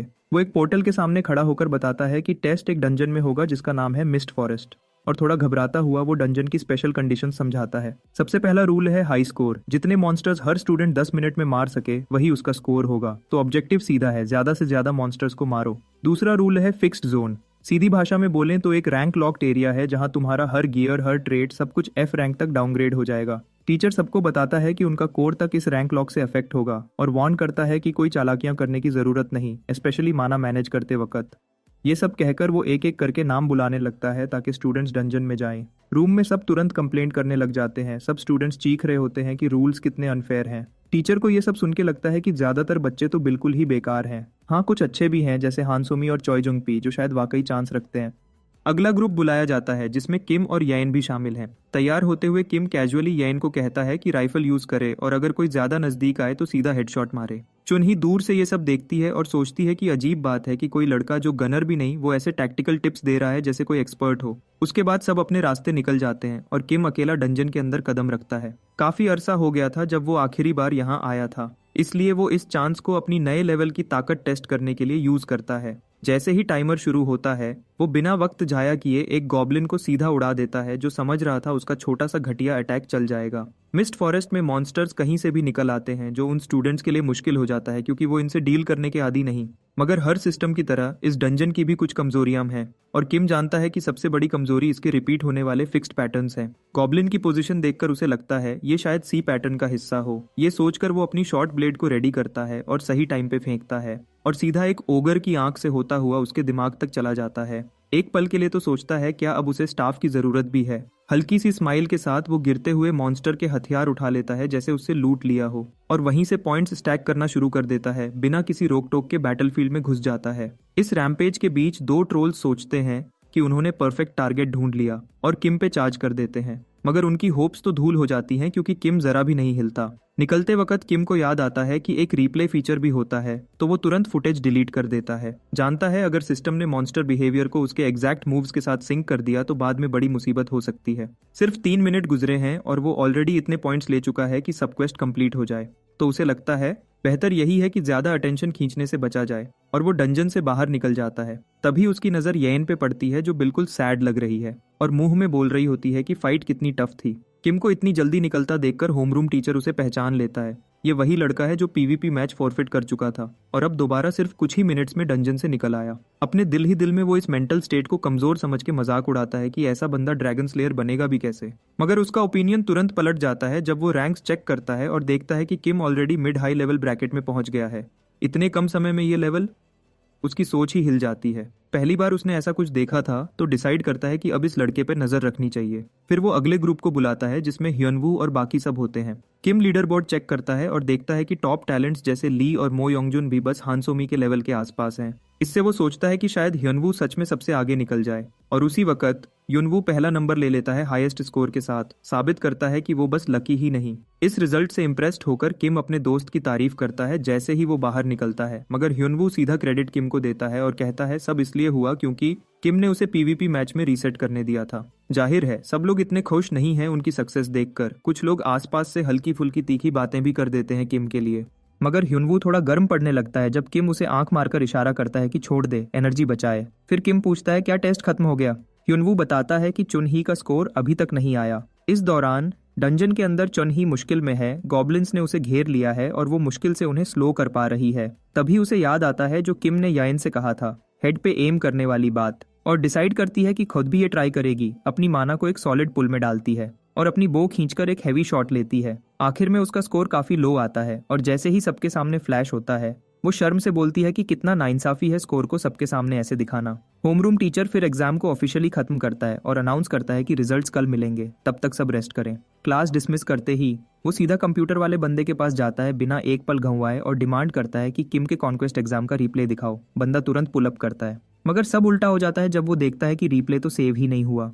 ये टीचर को बिल्कुल ठीक नहीं लगता, तो थोड़ी देर की चेकिंग के बाद उन्हें सब समझ आ जाता है कि किम ने खुद ही फुटेज डिलीट कर दी थी। वो जानता है अगर किम इसी रेट पे चलता रहा तो जल्दी ही 2000 पॉइंट्स के ऊपर चला जाएगा। पहले तो उसके दिमाग में आता है कि शायद किम इविल लॉर्ड का कोई अपोस्टल है जो एकेडमी में घुस आया हो, तो चुपचाप उसके खिलाफ कुछ प्लान करते हैं। फोर आइज पूछता है क्या इस केस को प्रिंसिपल तक रिपोर्ट करना चाहिए, मगर होमरूम टीचर डिसाइड करता है कि थोड़ा और ऑब्जर्व करना बेहतर है, क्योंकि अगर बिना पक्के सबूत के उस पर हाथ डाला तो किम गायब हो जाएगा और पकड़ना और मुश्किल हो जाएगा। चलते चलते ली कंक्लूड करता है कि अगर किम वाकई इम्पोस्टर है तो जल्दी ही अपनी असल शक्ल दिखा देगा। तभी कैफेटेरिया में हमारा हीरो यूनवू और येन के साथ कॉफी पे मिलता है। लगता है वो लोग कैफे में इसलिए जमा हुए हैं कि एक अजीब सी बुकलेट समझ सकें एक अच्छी कॉफी के साथ। किम यूनवू से कहता है कि अपनी स्टूडेंट आईडी निकाले और पॉइंट्स चेक करे। वो समझाता है कि जो नंबर दिख रहा है वो अवेलेबल पॉइंट्स हैं जो एकेडमी में करेंसी की तरह काम करते हैं। वो ये भी बताता है कि पॉइंट्स डंजन क्वेस्ट से मिलते हैं जैसे बुकलेट में लिखा है, और इनसे आइटम्स या सर्विसेज खरीदी जा सकती हैं,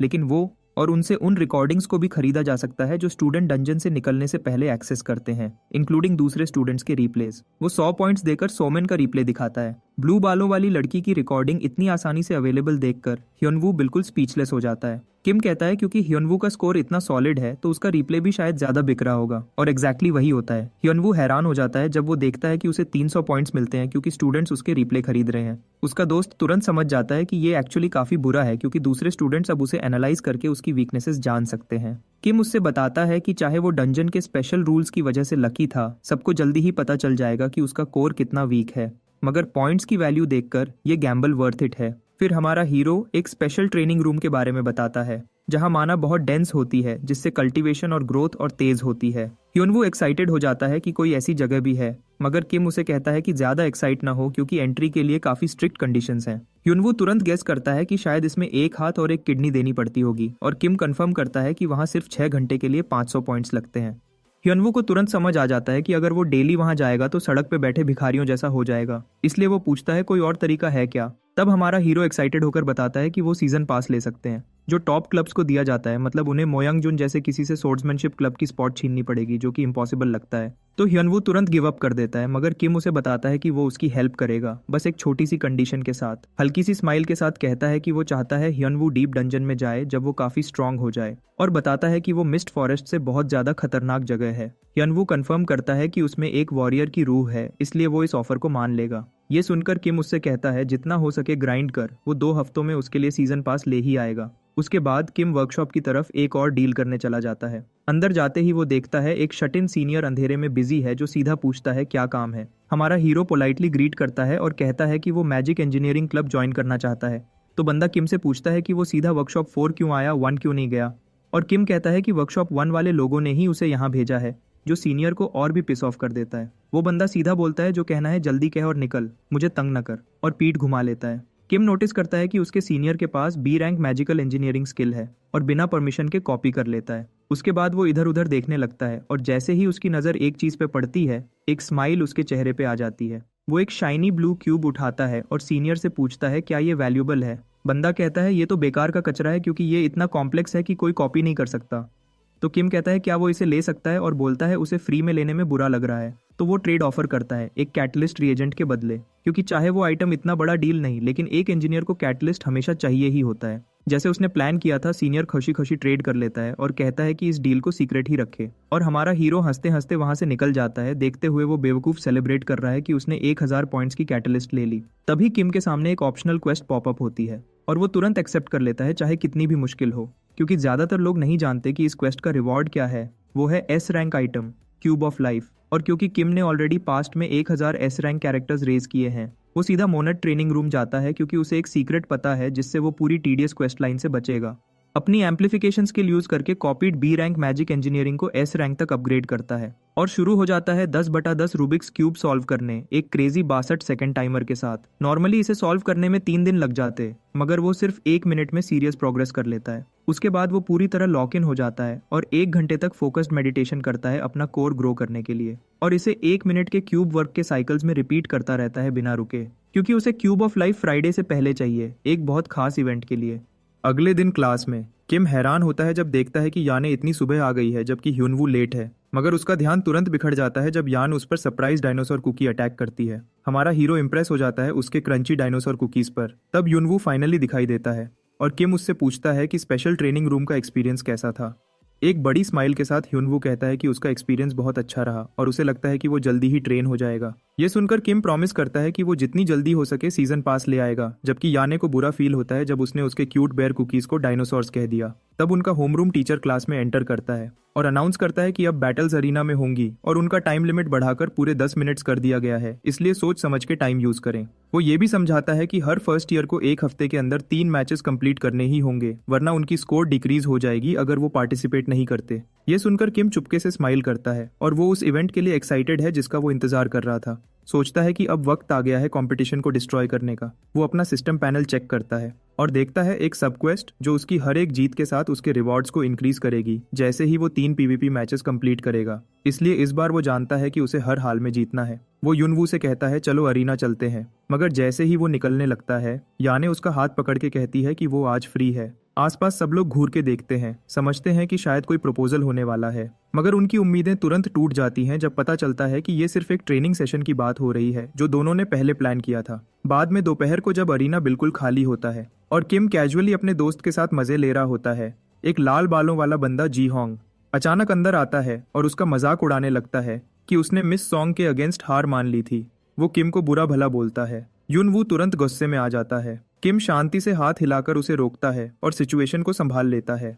फिर भी किम ने डिसाइड कर रखा है कि वो रेडहेड को आसानी से नहीं छोड़ने वाला और उसे बताता है कि प्लेसमेंट एग्जाम्स में उन दोनों का सेम स्कोर आया था। ये सुनकर जी होंग और ज्यादा चिढ़ जाता है और चीखता है कि ये कितना इंसल्टिंग है। उसका कंपैरिजन एक डरपोक से किया जा रहा है और प्रूव करने के लिए वो किम को एक 1-on-1 ड्यूएल के लिए चैलेंज करता है। किम बिना हिचकिचाए एक्सेप्ट कर लेता है। किम एंजॉय करता है कि सब कुछ बिल्कुल उसके प्लान के अनुसार हो रहा है। जी होंग सोचता है कि वो एक ही स्ट्रॉन्ग मूव से मैच खत्म कर देगा, मगर किम एक कदम आगे रहता है और उसे हमिंगबर्ड स्पेल से तुरंत पैरालाइज कर देता है। वो जी होंग का मजाक भी उड़ाता है कि वो उसी ट्रिक से दोबारा हार गया, खासकर जब कुछ दिन पहले थंडर गर्ल ने भी उसकी बेइज्जती की थी। ग्रे किम कहता है कि उसने कम से कम सॉन्ग चुन ही जितनी सख्ती नहीं दिखाई और आराम से फाइट खत्म कर देता है। पूरी तरह हारकर भी रेडहेड मानने को तैयार नहीं और जिद करता है कि अगर एक और मैच हुआ तो वो अलग तरीके से खत्म होगा।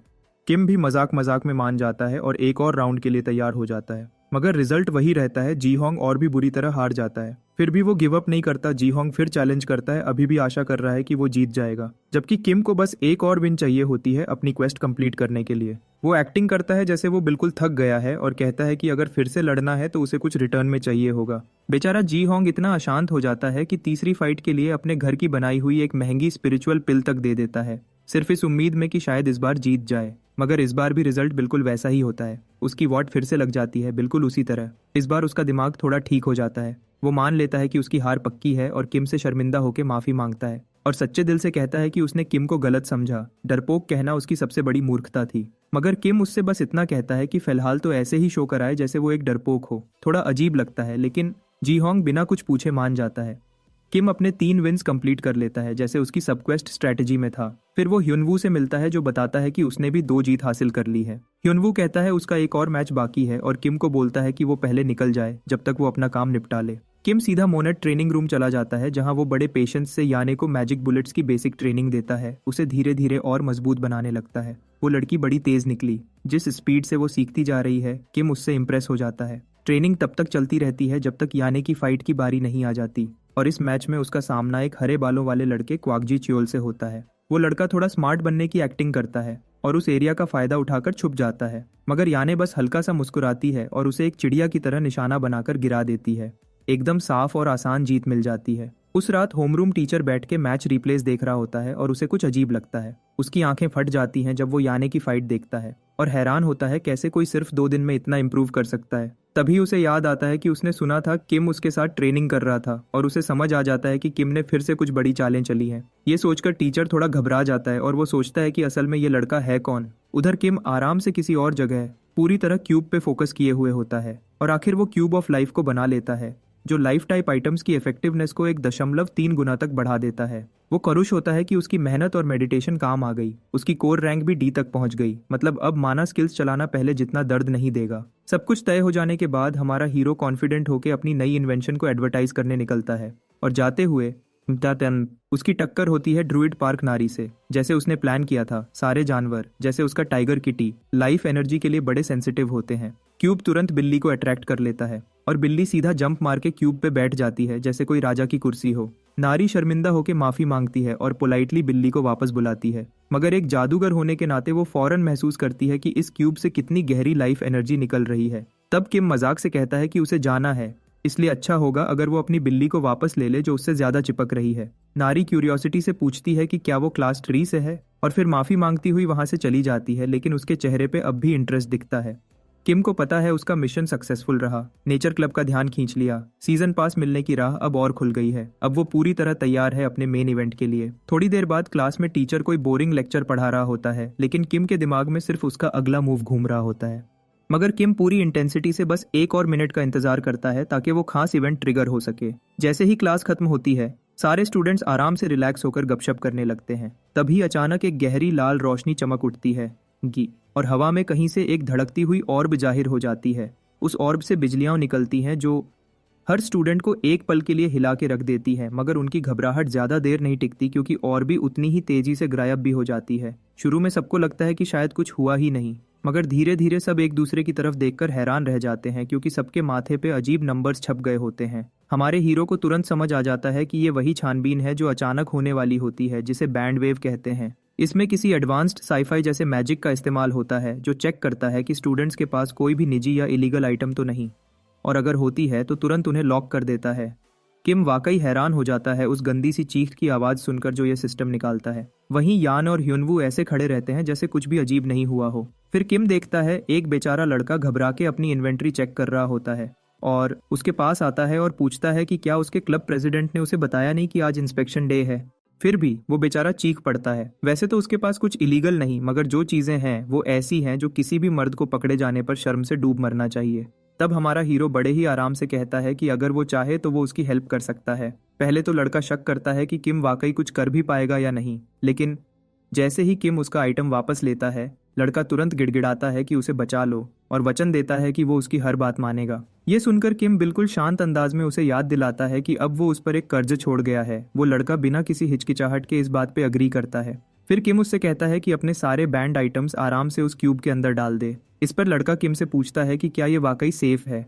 दोनों टेबल के नीचे चिपक के बैठे हुए जैसे कोई इलीगल काम कर रहे हो। किम लड़के से कहता है लेना है तो लो वरना रहने दो। जैसे ही किसी के चलने की आवाज आती है लड़का घबरा के बिना कुछ कहे अपने सारे illegal items cube of life में डाल देता है। उसी समय चुन ही एक धमाकेदार एंट्री लेती है और चीखती है कि सब चोर वहीं रुक जाएं। वो फौरन टेबल के नीचे छुपे दोनों लड़कों को देख लेती है और उनसे पूछती है कि वो एग्जैक्टली क्या छुपा रहे हैं। पर किम आराम से खड़ा हो जाता है और कहता है कि बस बॉयज की प्राइवेट बातें हो रही थी और ये उसके मतलब की बात नहीं। वो लड़का भी उसकी हाँ में हाँ मिलाता है और कहता है कि वो लोग कुछ गलत नहीं कर रहे थे, लेकिन चुन ही उसे कहती है कि जो भी चीजें उसके पास हैं सब निकाल के दिखाए। फिर वो किम की तरफ मुड़ती है और कहती है कि जो भी छुपा रखा है सब सामने लाए, क्योंकि और भी कभी झूठ नहीं बोलता। मगर जब और भी बिल्कुल भी रिएक्ट नहीं करता तो वो शॉक हो जाती है, हैरान होकर देख रही होती है और किम मजे से एक्सक्यूज करके वहां से निकल जाता है। अंदर ही अंदर बहुत ज्यादा कलुष होता है कि उसने क्यूब ऑफ लाइफ बिल्कुल वक्त पे हासिल कर लिया फ्राइडे के लिए, क्योंकि ऐसा एक आइटम की यूटिलिटी दिखाना जो बैंड वेव को बाईपास कर सके, उसके हाथ एक बार्गेनिंग पावर आ जाएगी। क्लास के बाद किम उसी लड़के के साथ हॉलवे से गुजर रहा होता है जो बार बार उसका शुक्रिया अदा करता है, शायद इसलिए कि अगर वो पकड़ा जाता तो अब तक सांस लेना कठिन हो गया होता। किम एक शरारती स्माइल के साथ उसे याद दिलाता है कि उसने ये सब मुफ्त में तो किया नहीं। फिर कहता है कि सीधा अपने क्लब प्रेसिडेंट के पास जा और वहां से अपनी चीजें वापस ले ले, तो लड़का थोड़ा घबरा के कहता है कि वैसे भी वो उससे काफी दिन से मिलना चाह रही थी। देखा जाए तो थीव्स गिल्ड पूरे ड्रैगन स्लेयर एकेडमी में सब इलीगल आइटम्स को इधर उधर करने की जिम्मेदार है। और बिल्कुल एंट्रेंस पे किम देखता है कि वो बेचारा बिल्कुल निश्चलता से अपनी बॉस को हेलो कहता है और वो सीधा उसके चेहरे पे लात मार देती है कि उसने उसे उसके छुट्टी के दिन परेशान क्यों किया। फिर वो बेचारे की अच्छी खासी धुलाई करती है कि उसने उसका कीमती फ्री टाइम बर्बाद कर दिया, और किम देखता है कि वो उस बेचारे पर किस तरह टूट पड़ती है। आखिर किम उसे याद दिलाता है कि वो भी वहाँ खड़ा है, और वो लड़की फौरन शांत हो जाती है और अपना परिचय करवाती है कि उसका नाम गायोंग है और वो थीव्स क्लब की प्रेसिडेंट है। वो तुरंत बिजनेस मोड में चली जाती है और डिमांड करती है कि किम उसे वो चीज दिखाए जो बैंड वेव सिस्टम को पूरी तरह बाईपास कर सकती है। जब वो क्यूब ऑफ लाइफ को करीब से देखती है तो उसे विश्वास नहीं होता कि ये वही चीज है जिसके बारे में उसने सुना था, और वो मान भी लेती है कि उसका दिल कर रहा है अभी के अभी इसे चुरा ले। मगर किम याद दिलाता है कि अगर उसने ऐसा किया तो फौरन पकड़ी जाएगी, क्योंकि सब मैजिटेक आइटम्स में एंटी थेफ्ट फीचर होता है। ये सुनकर वो सरप्राइज हो जाती है कि ये चीज वाकई मैजिटेक है। फिर उसका जोश धीरे से ठंडा पड़ जाता है और वो पीछे होके पूछती है कि असल में किम चाहता क्या है। साथ ही ये भी बता देती है कि अभी क्लब वैसे भी थोड़ा खराब चल रहा है, इसलिए ज्यादा कुछ दे नहीं सकते। मगर किम उसे तसल्ली देता है कि वो कुछ ऐसा नहीं मांगेगा जो वो लोग दे ही नहीं सकते। फिर बड़े ही तमीज से निवेदन करता है कि क्या वो उसे उनके टेम्पररी अंडरग्राउंड स्टोरेज रूम तक ले जाएगी, थोड़ी प्राइवेट बिजनेस बात करनी है। इससे फौरन उसका मूड खराब हो जाता है। उसकी आंखों से पता चल रहा है कि उसे ये बात बुरी लगी। वो सोचती है कि क्या किम सीरियस है। ये टेम्पररी स्टोरेज रूम असल में वो जगह है जहां तुरंत बैंड वेव से पकड़ने के बाद सारे जब्त किया गया इलीगल आइटम्स रखे जाते हैं। गुयोंग समझाती है कि यूजुअली एक हफ्ते के अंदर अंदर ये सब चीजें ऐसे गायब हो जाती हैं कि कोई नहीं जानता किधर गई। मगर किम बिल्कुल चिल होकर कहता है कि उसे पहले से पता है कि 2 दिन के अंदर खुद प्रेसिडेंट वहां जाने वाली है। ये सुनकर वो किम पे शक करती हुई पूछती है कि क्या वो डिसिप्लिनरी कमेटी का कोई चमचा है।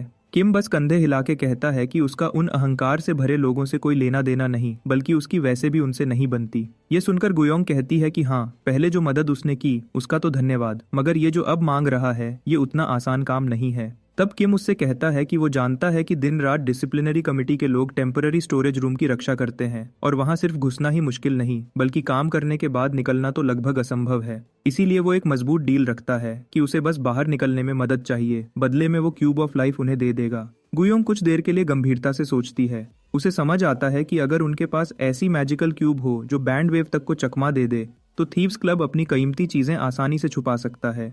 वो सोच ही रही होती है कि किम उसकी आंखों में आंखें डाल के देखते हुए एक आखिरी मौका देता है। इस डील को मान ले, वरना ऑफर हमेशा के लिए चली जाएगी।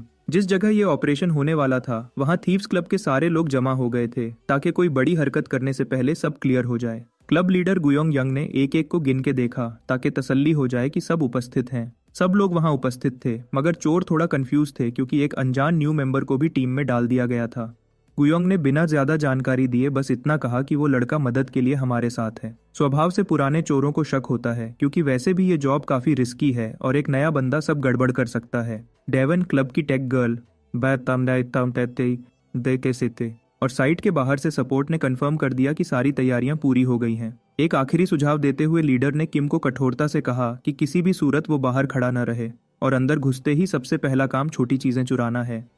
सबने अपनी टांगों में शैडोवी पावर्स डाल दी और थीव्स क्लब सीधा आगे बढ़ गया। इस टेक्निक का नाम था साइलेंट स्टेप्स, एक बहुत काम की बी रैंक मूवमेंट टेक्निक। अब जब से किम ने क्यूब बनाई थी उसने बिना डरे मैजिक इंजीनियरिंग को स्किल स्लॉट से हटा दिया और उसकी जगह स्टेल्थ स्किल डाल ली। सिर्फ एक दफा क्लब को यह टेक्निक यूज करते देखना ही काफी था। इस बेचारे बिल्डिंग के एंट्रेंस पे बस एक ही गार्ड था और उसे बिल्कुल अंदाजा नहीं था कि अब क्या होने जा रहा है।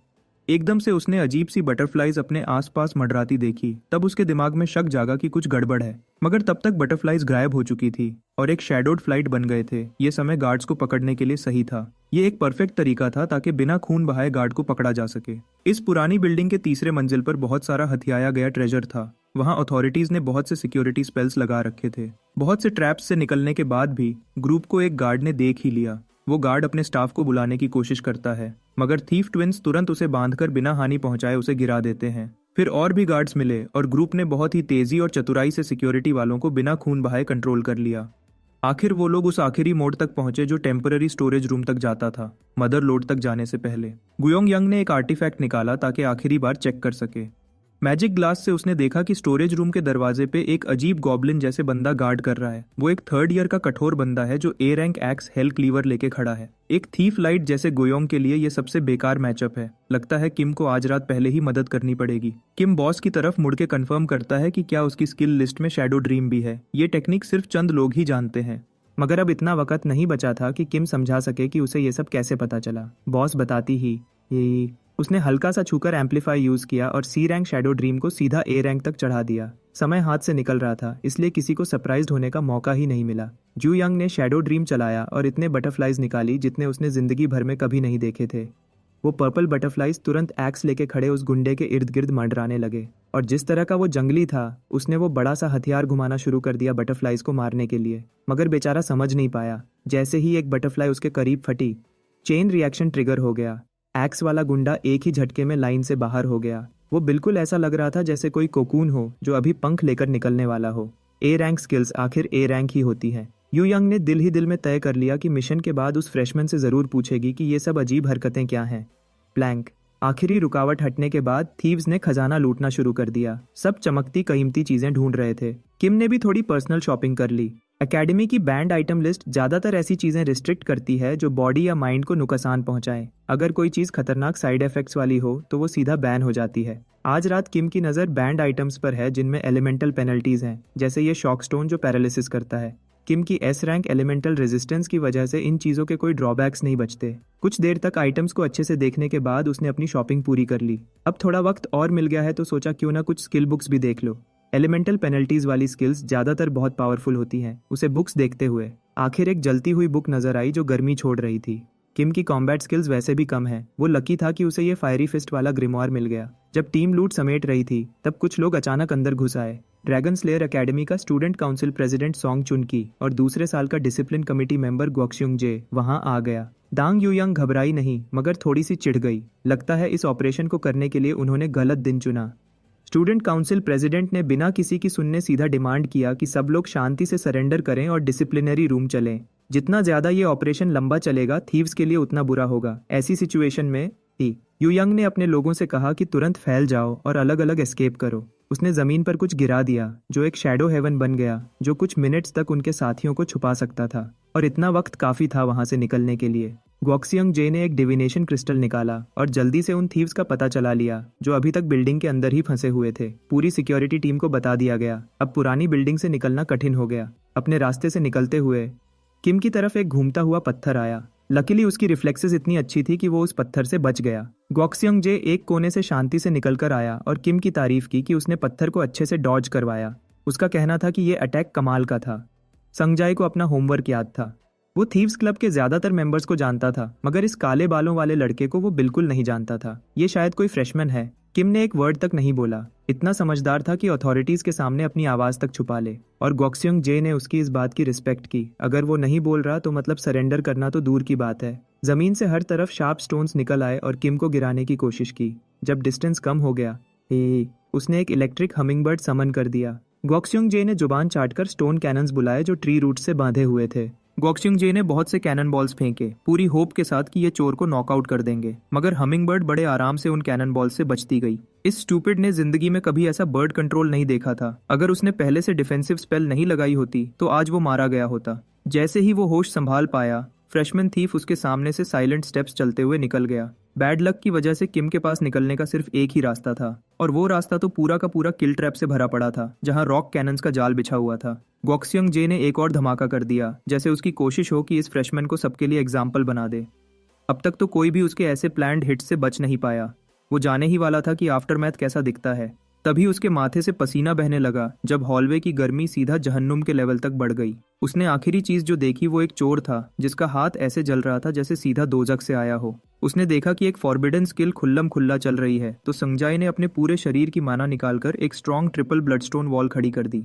ये फैंसी डिफेंसिव स्पेल किम के स्मोल्डरिंग पंच के सामने पतले पेपर जैसा था। उसने इन्फर्नो फिस्ट ऐसी चलाई कि दीवार फाड़ के रख दी और सीईओ CUMMGI पीकिंग टाइप हवा में उड़ा दिया। इस बार तो बस लक थी जो सब कंट्रोल हो गया, मगर किम ने फील किया कि फॉरबिडन स्किल्स संभालना उतना आसान नहीं जितना लगता है। पावर लेवल को ठीक से मैनेज करना मुश्किल होता है। लकीली उसने वक्त पे हाथ खींच लिया, वरना सुंगजाई को सीरियस चोट लग जाती। स्कूल तो शायद चुप रह जाता, मगर एमरल्ड मैजिक टावर और डिसिप्लिनरी कमेटी तो पक्का छानबीन करते। वो लोग ओवर टाइम लगाकर किम की असल आइडेंटिटी निकालने की कोशिश करेंगे, पर उन्हें मिलना कुछ नहीं। केती। तभी उसे लोगों के चलने की आवाज सुनाई दी। किम को समझ आ गया कि अब सीधा यहाँ से निकलना ही बेहतर है। जैसे ही वो बैटलफील्ड से साइलेंट स्टेप्स लेकर निकल गया, फ्रेशमैन डिसिप्लिनरी किड्स वहां पहुंचे। अगली सुबह कुछ लोगों को उठाकर स्टूडेंट डिसिप्लिनरी कमेटी के रूम ऑफ ट्रूथ में ले जाया गया। वहां चेयर पर बैठी डांग यू यंग ने इतनी जबरदस्त एक्टिंग की कि वो बिल्कुल मासूम लगी। इतना वक्त कस्टडी में बीत गया कि स्टूडेंट काउंसिल प्रेसिडेंट भी तंग आके रूम से निकल गई। अब डिसिप्लिनरी कमेटी चीफ ओसेहुन ने इस केस की बहुत शांति से इन्वेस्टिगेशन की। उसने बड़े आराम से टेम्पररी स्टोरेज का आइटम लेजर यू यंग के हाथ में दिया और उसने पेजेस को इतने शौक से उलटा कि जैसे दिवाली की शॉपिंग हो रही हो। उसने दिल से किम को थैंक यू कहा, जो उसने सबकी हेल्प की। छोटी मगर कीमती चीजें उसके क्लब ने चुराई थीं। कमेटी चीफ और सबको पता था असली चोर कौन है, मगर वो कैसे आइटम्स छुपा रहे हैं और उनके पास क्या प्रूफ है, ये उनके हाथ नहीं लगा।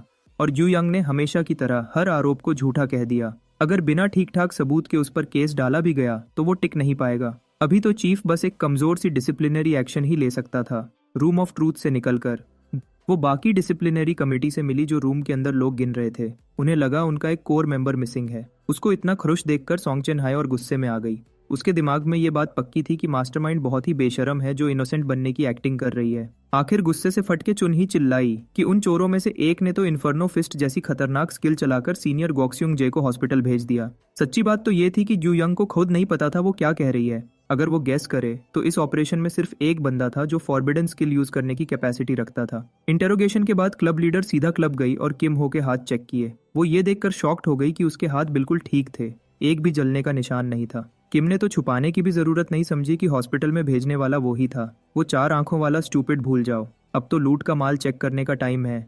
जब उसने लाइफ क्यूब में इतने कलरफुल आइटम्स देखे, जू यंग के मुंह में पानी आ गया। उसने कभी इतने सारे कलरफुल आइटम्स एक साथ नहीं देखे थे। इतनी जबरदस्त लूट देखकर तो समझ लो कि उनका डील पूरी तरह से कंप्लीट हो गया। बस किम निकलने ही वाला था कि जू यंग ने उसे रोककर एक प्रॉपर इनविटेशन दिया थीव्स क्लब ज्वाइन करने का। उसने प्रॉमिस किया कि वो खुद इस नए लड़के का पूरा ख्याल रखेगी अगर वो अलाउ करे तो। कल रात उसने इस लड़के में घमंड और लालच दोनों देखे थे। उसकी नजरों में ये लड़का एक परफेक्ट चोर बन सकता है। सुनने में तो ये अपमान लगता है, मगर इस लड़की के मुंह से ये एक कॉम्प्लीमेंट है। खैर, किम ने रिक्रूटमेंट ऑफर को मना कर दिया। उसे लगता था कि ये लड़की उसे ज्यादा इसलिए चाहती है क्योंकि उसके पास लाइफ क्यूब है, और वैसे भी उस क्यूब को बेचने का तो उसने ऑलरेडी सोच लिया है। सबसे ज्यादा उसे अब चाहिए स्पेशल प्रैक्टिस रूम के सीजन पासेस, लगभग 4। वैसे भी बैंड वेव इम्यूनिटी तो सिर्फ एक छोटी सी बोनस फीचर है। इस क्यूब की असली पावर तो उसकी कोर एबिलिटी है। उसने वादा किया कि वो इस आइटम की फुल डिस्क्रिप्शन उसे बता देगा, बस एक छोटी सी हेल्प के बदले। किम बस चाह रहा था कि एक छोटी सी इन्फॉर्मेशन मैजिटेक क्लब के हेड तक पहुंचा दी जाए। खबर ये कि एक फ्रेशमैन ने 10x10x10 क्यूब कंप्लीट कर लिया है। यू यंग मान गई, और जब उसे पता चला कि ये लाइफ क्यूब असल में क्या चीज है, ये स्टोर्ड लाइफ आइटम्स की इफेक्ट्स को 1.3 टाइम्स तक बूस्ट करता है, तो उसके होश उड़ गए। इतनी पावरफुल चीज तो कुछ फैक्शंस में किसी भी दाम पे बिक जाएगी। जाने से पहले जू यंग ने रिक्वेस्ट करके किम से कहा कि वो उसकी इनविटेशन को सीरियसली कंसिडर करे, चाहे क्यूब उसके लिए इंपॉर्टेंट हो या नहीं। उसने कहा कि उसे किम के पास जो कुछ है वो सब उसके लिए बहुत वैल्यूबल है, तो किम ने भी प्रॉमिस किया कि वो इस बारे में सोचेगा। वीकेंड गुजर गया और चंद दिन की खामोशी ने डिसिप्लिनरी कमेटी को भी जरा शांत कर दिया। आज किम क्लास जा रहा था यान के साथ, जो काफी थकी हुई नजर आ रही थी। मंडे की सुबह ही इतना बोर फील कर रही थी जैसे ज़ॉम्बी हो, जैसे जैसे वो अगले क्लास के करीब पहुंचे। किम को पूरा यकीन होने लगा कि कुछ एमरल्ड मैजिक टावर या नेचर क्लब के बच्चे उसका पीछा कर रहे हैं। उसे वैसे तो फर्क नहीं पड़ता और ना ही वो उनसे डरता है, मगर वो उनके मुंह नहीं लगना चाहता। तो उसने यान को पहले क्लास में जाने के लिए कहा, जबकि खुद कुछ चूहों की सफाई करने निकल पड़ा। सीओ यान ने उसकी बात मान ली, मगर उसने भी उन 2 छुपे हुए चूहों को देख लिया था। किम मुड़कर सीधा उन बदमाशों के सामने जा खड़ा हुआ। लड़की तो घबरा गई और लड़का बड़े घमंड से खुश हो गया कि किम खुद पिटने के लिए आ गया है। उसने बड़े घमंड से बताया कि वो एमरल्ड मैजिक टावर का मेज है। वो ब्लू बालों वाली लड़की बहुत रिस्पेक्ट से किम के पास आई और लीडर से मिलने का इनविटेशन दिया, मगर किम ने उस इनविटेशन को रिजेक्ट कर दिया। किम कहता है अगर टावर लीडर को उससे कुछ चाहिए तो वो खुद उसके पास आए, अपनी चमची भेजने की जरूरत नहीं। लड़का बड़ा खुश हुआ कि किम उनकी बात नहीं मान रहा। उसने हाथ में ग्लव पहना, लगता था थप्पड़ मारने के लिए बहुत दार से उसके हाथ में खारिश हो रही थी। इस बात पे किम भी अग्री था, और बिना उस चूहे की डायलॉग बाजी सुने किम हो ने एक हमिंग बर्ड उड़ा दी, जिसने उस ग्रीन रैट को पूरी तरह से पैरालाइज्ड कर दिया और वो जमीन पे गिर गया। ब्लू बालों वाली लड़की ने देखा कि उसका पार्टनर जमीन पे कैसे तड़प रहा है। उसे समझ ही नहीं आया कि क्या करे। अगर ये लोग लड़ाई ही चाहते हैं तो किम जरूर उनसे लड़ेगा। लड़की समझ गई कि वो इस लड़के का मुकाबला नहीं कर सकती जो इतनी तेजी से अटैक करता है। उसने माफी मांगी और हमिंगबर्ड की मूवमेंट से समझ गई कि किम काफी स्किलफुल फाइटर है। उसने माफी मांगी और किम मुड़ गया। कम से कम एक चूहे में इतनी अकल थी कि समझ जाए कब पीछे हटना है। ब्लू बालों वाली लड़की को यकीन हो गया कि किम के डरपोक होने की अफवाहें सिर्फ झूठ हैं। मिस्टर रैट को लगता था कि किम हो सिर्फ लक से जीत गया। वो तो अभी से बदला लेने की प्लानिंग कर रहा था। तभी एक मैजिक बुलेट आई और सीधा मिस्टर रैट के सिर पे लग गई। ब्लू बालों वाली लड़की ने तुरंत हर तरफ देखा। स्नाइपर चलाने वाला कहीं भी छुपा हो सकता था। अब वो समझदारी से काम लेना चाहती थी। मगर मिस रैट भी फंस गई। एक और मैजिक शॉट सीधा उसके सिर में लग गया और इस तरह एमरल्ड मैजिक टावर के रिप्रेजेंटेटिव्स पूरी तरह से न्यूट्रलाइज हो गए। क्लास में इंस्ट्रक्टर समझा रहा था कि डंजन्स इस तरह डिजाइन किए जाते हैं कि अंदर जाने वाले लोगों की रिसोर्सेज धीरे धीरे खत्म हो जाएं। अंदर फंसने के बाद रिसोर्सेज का खत्म हो जाना फेलियर के बराबर होता है। हैरानी की बात तो ये थी कि यायन किम से भी बढ़कर क्लास में गई, शायद इसलिए कि वो बाहर कुछ बिचेस से निपट रही थी। आखिर इंस्ट्रक्टर ने अनाउंस किया कि उनका अगला raid test time attack format में होगा। सरफेस लेवल डंजन्स को प्रैक्टिस मोड में कई बार ट्राई किया जा सकता है, मगर असली टेस्ट सिर्फ एक चांस देता है। टाइम अटैक में टारगेट को लोकेट करके टोटम को 5 मिनट के अंदर तोड़ना होगा क्लियर पास के लिए। स्टूडेंट्स को एनकरेज किया गया कि लाइव रेड से पहले अपना सबसे एफिशिएंट रूट प्रैक्टिस करें। और क्योंकि ये ड्यूओ चैलेंज है, शिन ब्युनचुल फौरन पिछली एग्जाम के टॉप स्कोरर गो ब्युन वू से चिपक गया। किम ने भी उस बंदे को कहा कि वो अपने दूसरे दोस्त के साथ पेयर बना ले। लगता है किम अपना पार्टनर पहले ही चुन चुका था जैसे ही इंस्ट्रक्टर ने अनाउंस किया। यायन उसकी स्लीव्स पकड़ के कहती है कि अब वो दोनों एक पेयर हैं। और क्या लगता है मिस और मिस्टर रैट की सजा यहीं खत्म? उनकी सजा अभी भी बाकी है। एक गंजा आदमी जो ट्रीज को कंट्रोल कर सकता है अपनी फ्रस्ट्रेशन और गुस्से अपने ही बंदों पे निकाल रहा था। उसका भाई जो एक डिसिप्लिनरी ऑफिसर है, उसे एक चोर ने पीट दिया था। गंजे आदमी ने मुश्किल से अपने इमोशंस कंट्रोल किए, मिस्टर रैट को नीचे गिरा दिया, वरना बात हाथ से निकल जाती। अपनी वुडन थ्रोन पर बैठा गंजा आदमी बस अपनी सोच में गुम था। एमरल्ड मैजिक टावर के प्रेसिडेंट मार्क जोंगहुआ ने डिसाइड किया कि वो उस इनफेमस किम से मिलेगा। नेचर क्लब के प्रेसिडेंट हासू योंग के एडवाइस पर। टावर की रेप्यूटेशन तो मिट्टी में मिल गई है। अगर वो उस अजीब क्यूब को हासिल कर लें तो शायद वो लोग बच जाएं। जोंगहुआ ने प्लान बनाया कि एमरल्ड की बेइज्जती का बदला उस क्यूब को हासिल करके लेगा। बॉस का प्लान सुनकर मिस्टर रैट तुरंत बोल पड़ा और रिक्वेस्ट की कि उसे एक चांस और दिया जाए। उसका कहना था पहली बार वो थोड़ा केयरलेस हो गया था। यंगवाइज ने सोचा, ठीक है, एक और चांस दे देते हैं और अगर इस बार फेल हुआ तो क्लब से सीधा बाहर। मिस्टर रैट बड़े कॉन्फिडेंस से रिस्क लेकर इस मिशन के लिए तैयार हो जाता है। और सेफ्टी के लिए मार्क जोंगहुआ ने कहा कि मिस्टर रैट को एक गोलम भी दिया जाए ताकि वो इस फ्रेशमैन को अच्छे से दबा सके। एमरल्ड टावर में स्कीम्स तो फुल पक रही हैं। इस बीच हमारा हीरो गॉब्लिन स्वैम्प में यायन के साथ भाग रहा है। ये टाइम अटैक ट्रायल को समझने के लिए उनकी पहली प्रैक्टिस रन है। सिस्टम ने किम को टॉप रिवॉर्ड सोलो और ड्यूओ डंजन्स दोनों में अर्न करने के लिए 1 मिनट से कम समय दिया था। सोलो डंजन तो कोई इशू नहीं, उसमें वो आसानी से बच सकता है। ड्यूओ असेसमेंट जरा ट्रिकी है। अगर वो यायन को इस गॉब्लिन इन्फेस्टेड स्वैम्प का फिक्स्ड पैटर्न सिखा देता तो स्पीड रन बहुत आसान हो जाता, मगर ऐसे चीट कोड देकर उसकी नेचुरल ग्रोथ तो रुक जाती। बेहतर है कि वो अपनी रोटेशंस और रूट्स खुद प्रैक्टिस करे। कुछ मिनट भागने और गोलियां चलाने के बाद ये ड्यूओ आखिर पहुंच गया फ्लडेड गॉब्लिन्स डेन में, जहां उनका सामना हुआ स्वैम्प के बॉस से।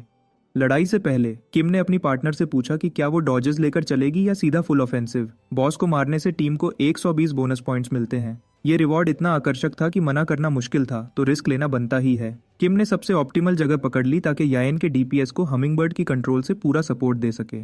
मगर बॉस मॉन्स्टर इतना स्टूपिड नहीं था कि इतनी ऑब्वियस अटैक को सीधा बॉडी से रोकने की कोशिश करे। फिर भी गॉब्लिन का ध्यान इधर उधर हो गया, जिससे यायन को अपनी राइफल से सीधा क्लीन शॉट लेने का मौका मिल गया। उसने ट्रिगर दबा दिया और गोली सीधा गॉब्लिन के गंजे सिर के पीछे लगी। उसकी मैजिक बुलेट इतनी पावरफुल नहीं थी कि एक शॉट में ही काम तमाम कर दे, लेकिन इससे बॉस और भी ज्यादा गुस्से में गया। तलवार को पागलों की तरह घुमाने लगा। गॉब्लिन का ध्यान अब स्नाइपर की तरफ था। इतने क्लोज रेंज में तो राइफल का फायदा ही नहीं। फिर भी सीओ यायन ने 1 सेकंड के लिए भी पैनिक नहीं किया। उसने बड़े आराम से एम उठाया और गोली चला दी। उसके कॉन्फिडेंस की एक रीजन ये भी थी कि वो किम हो पर पूरा ट्रस्ट करती थी, जो हमेशा सही समय पर सही मूव करता है। उसने एम्पलीफाई का इस्तेमाल करके हमिंगबर्ड को खुद पे कास्ट किया, जिससे उसका रैंक ई से सी तक कुछ समय के लिए बढ़ गया। इसका रिजल्ट ये हुआ कि अब वो बर्ड ज्यादा बड़ा, ज्यादा पावरफुल और ज्यादा वोल्टेज वाला हो गया। पैरालिसिस भी और स्ट्रांग हो गई। अब उसके सामने एक पूरी तरह से स्टन हुआ गॉब्लिन था। यायन ने 5 मीटर के डिस्टेंस से गॉब्लिन पे फायर कर दिया। प्रैक्टिस रन बहुत अच्छे से कंप्लीट हो गया। किल पॉइंट्स, रिमेनिंग टाइम और क्लियर बोनस मिलाकर ड्यूओ ने टोटल 649 पॉइंट्स स्कोर किए। उन्होंने अपना फर्स्ट प्रैक्टिस रन बहुत कम समय में कंप्लीट कर लिया, लेकिन अभी भी इम्प्रूवमेंट हो सकती है। फिर से रन करने से पहले यायन ने अपने पार्टनर से कहा कि वो दोबारा वो मैजिक शॉट टेक्निक दिखाए। अब ज्यादा समय उसके साथ गुजार के किम को समझ आ गई कि ये लड़की असल में कितनी कॉम्पिटिटिव है। उसे गुस्सा इस बात का था कि गॉब्लिन बॉस तब क्यों नहीं गिरा जब उसने पहली शॉट ली, और क्योंकि वो अपने कुछ स्पेसिफिक स्किल्स पे काम करना चाहती है, इसलिए अच्छा होगा कि ट्रेनिंग सेंटर जाया जाए। शूटिंग रेंज में किम ने एक लेसन प्लान बनाया स्किल डिस्चार्ज पे। अभी तक उसकी पार्टनर के माना शॉट्स की क्वालिटी टॉप लेवल है, मगर वो उन्हें बस टूल्स की तरह ट्रीट करती है और इस तरह उनका ट्रू पोटेंशियल जाया हो जाता है। ये समझाने के लिए उसने एक माना बुलेट बनाई और अपने हाथ को मैनेजन बना के दिखाया। इस तरह वो क्विक माना रिलीज और परफेक्टली टाइम्ड स्नैप का एक डिटेल्ड डेमोन्स्ट्रेशन दे सका है। ये डिस्चार्ज का कोर प्रिंसिपल था। ये नॉर्मल माना शॉट जैसा ही है, मगर वो छोटी एडजस्टमेंट्स जो टेक्निक और पावर को बिल्कुल बदल देती है, बस उन्हें पकड़ना पड़ता है। उसके इंस्ट्रक्शंस फॉलो करते हुए एसईओ यान ने किम की फिंगर गन डेमो को कॉपी करना स्टार्ट किया। जब उसने बुलेट आगे भेजनी चाही तो वो बुलेट उल्टा पीछे चली गई। यान एक पावरफुल गनर थी, मगर उसे कुछ बेसिक फंडामेंटल्स का पता नहीं था। डिफिकल्टी थोड़ी कम करने के लिए वो दोनों बुलेट्स की जगह सिर्फ माना शॉट शूट करने लगे। यान की असाइनमेंट थी कि अपनी माना शॉट परफेक्ट करे। तब तक किम कुछ खाने के लिए चला गया। जैसे ही वो जाने लगा, यान ने एक ब्लैक कार्ड दिया ताकि वो उससे पेमेंट कर सके। उस कार्ड की चमक देखकर समझ आया कि यान असल में बहुत अमीर लड़की है। कैफेटेरिया पहुंचकर किम ने अनलिमिटेड फंड्स का पूरा फायदा उठाया और थोड़ा थोड़ा सब कुछ ऑर्डर कर दिया। जब वो काउंटर पर ऑर्डर दे रहा था तो सोर्ड्समैन हान सोमन ने उसे देख लिया। सॉन्ग चुन ही ने भी अपना सिर घुमाया और जो मेटल फॉर्क वो यूज कर रही थी उसके दांतों से टुकड़े कर दिया। ये असल में एक परफेक्ट चांस था वो बात कंफर्म करने के लिए जो उसे दिनों से परेशान कर रही थी। वो किम के पास दौड़ी आई और उससे कहा क्या वो उसका हाथ देख सकती है 1 मिनट के लिए।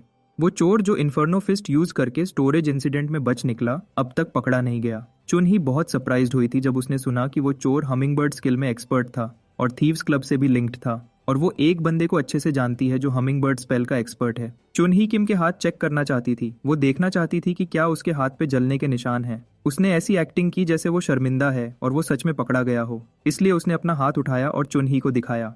जब पहला हाथ बिल्कुल क्लीन निकला तो उसने कहा कि दूसरा हाथ दिखाओ। बड़े गौर से देखने के बाद भी कोई जलने का निशान नहीं मिला। वो एक शॉक में थी और कुछ समय के लिए भूल गई कि किम के हाथ छोड़ने भी हैं। उसे लगा था कि वो चोर किम ही है। अब वो खुद शर्मिंदा हो गई और इस सिचुएशन से बचने के लिए वहां से भाग गई। थोड़ा मजाक करने के लिए किम ने कहा कि पाम रीडिंग से उसका फ्यूचर बताए, और खास तौर पे उसकी लव लाइफ के फ्यूचर के बारे में। उसके इस जोक से गुस्सा होकर उसने चीख के कहा कि उसके बुरे दिन आने वाले हैं। बाकी कमिटी तो अब धीरे धीरे थककर शांत हो रही थी, मगर ये जिद्दी लड़की अब भी चोर की तलाश में लगी हुई थी। खैर, किम ने इस सिचुएशन को इतनी समझदारी से हैंडल किया कि उस पर बिल्कुल शक नहीं हुआ। अगले दिन किम और येन दोनों स्पीड रन प्रैक्टिस कर रहे थे। इस दफा उसने एक बड़ी स्नाइपर राइफल के बजाय 2 पिस्टल्स चुन ली। इस तरह वो गॉब्लिन्स पर एक पावरफुल अटैक कर सकती थी। छोटे एनिमी से निपटाने के बाद अब बिग गन्स निकालने का वक्त आ गया था। हमेशा की तरह किम ने एक सपोर्टिव रोल लिया। हमिंगबर्ड्स स्पैम करके स्टन करता रहा, जबकि येन ने ज्यादा से ज्यादा डैमेज दिया। इस दफा उसके शॉट सिर्फ खतरनाक नहीं थे, बल्कि इतने पावरफुल थे कि गॉब्लिन के हथियारों तक को बिना रोके छेद दिया। रिमेनिंग टाइम, किल काउंट, बॉस एलिमिनेशन और क्लियर बोनस मिला के डिओ ने 728 पॉइंट स्कोर किए। उस क्लीन परफॉर्मेंस के बाद किम ने येन को अप्रिशिएट किया क्योंकि वो ये डिजर्व करती थी। उसने कल जो सीखा था उसे अपनी बैटल स्किल्स के साथ अच्छे से यूज किया, और जब किम उसे ट्रेन में मिला था तब से उसने फर्स्ट टाइम उस लड़की को स्माइल करते देखा।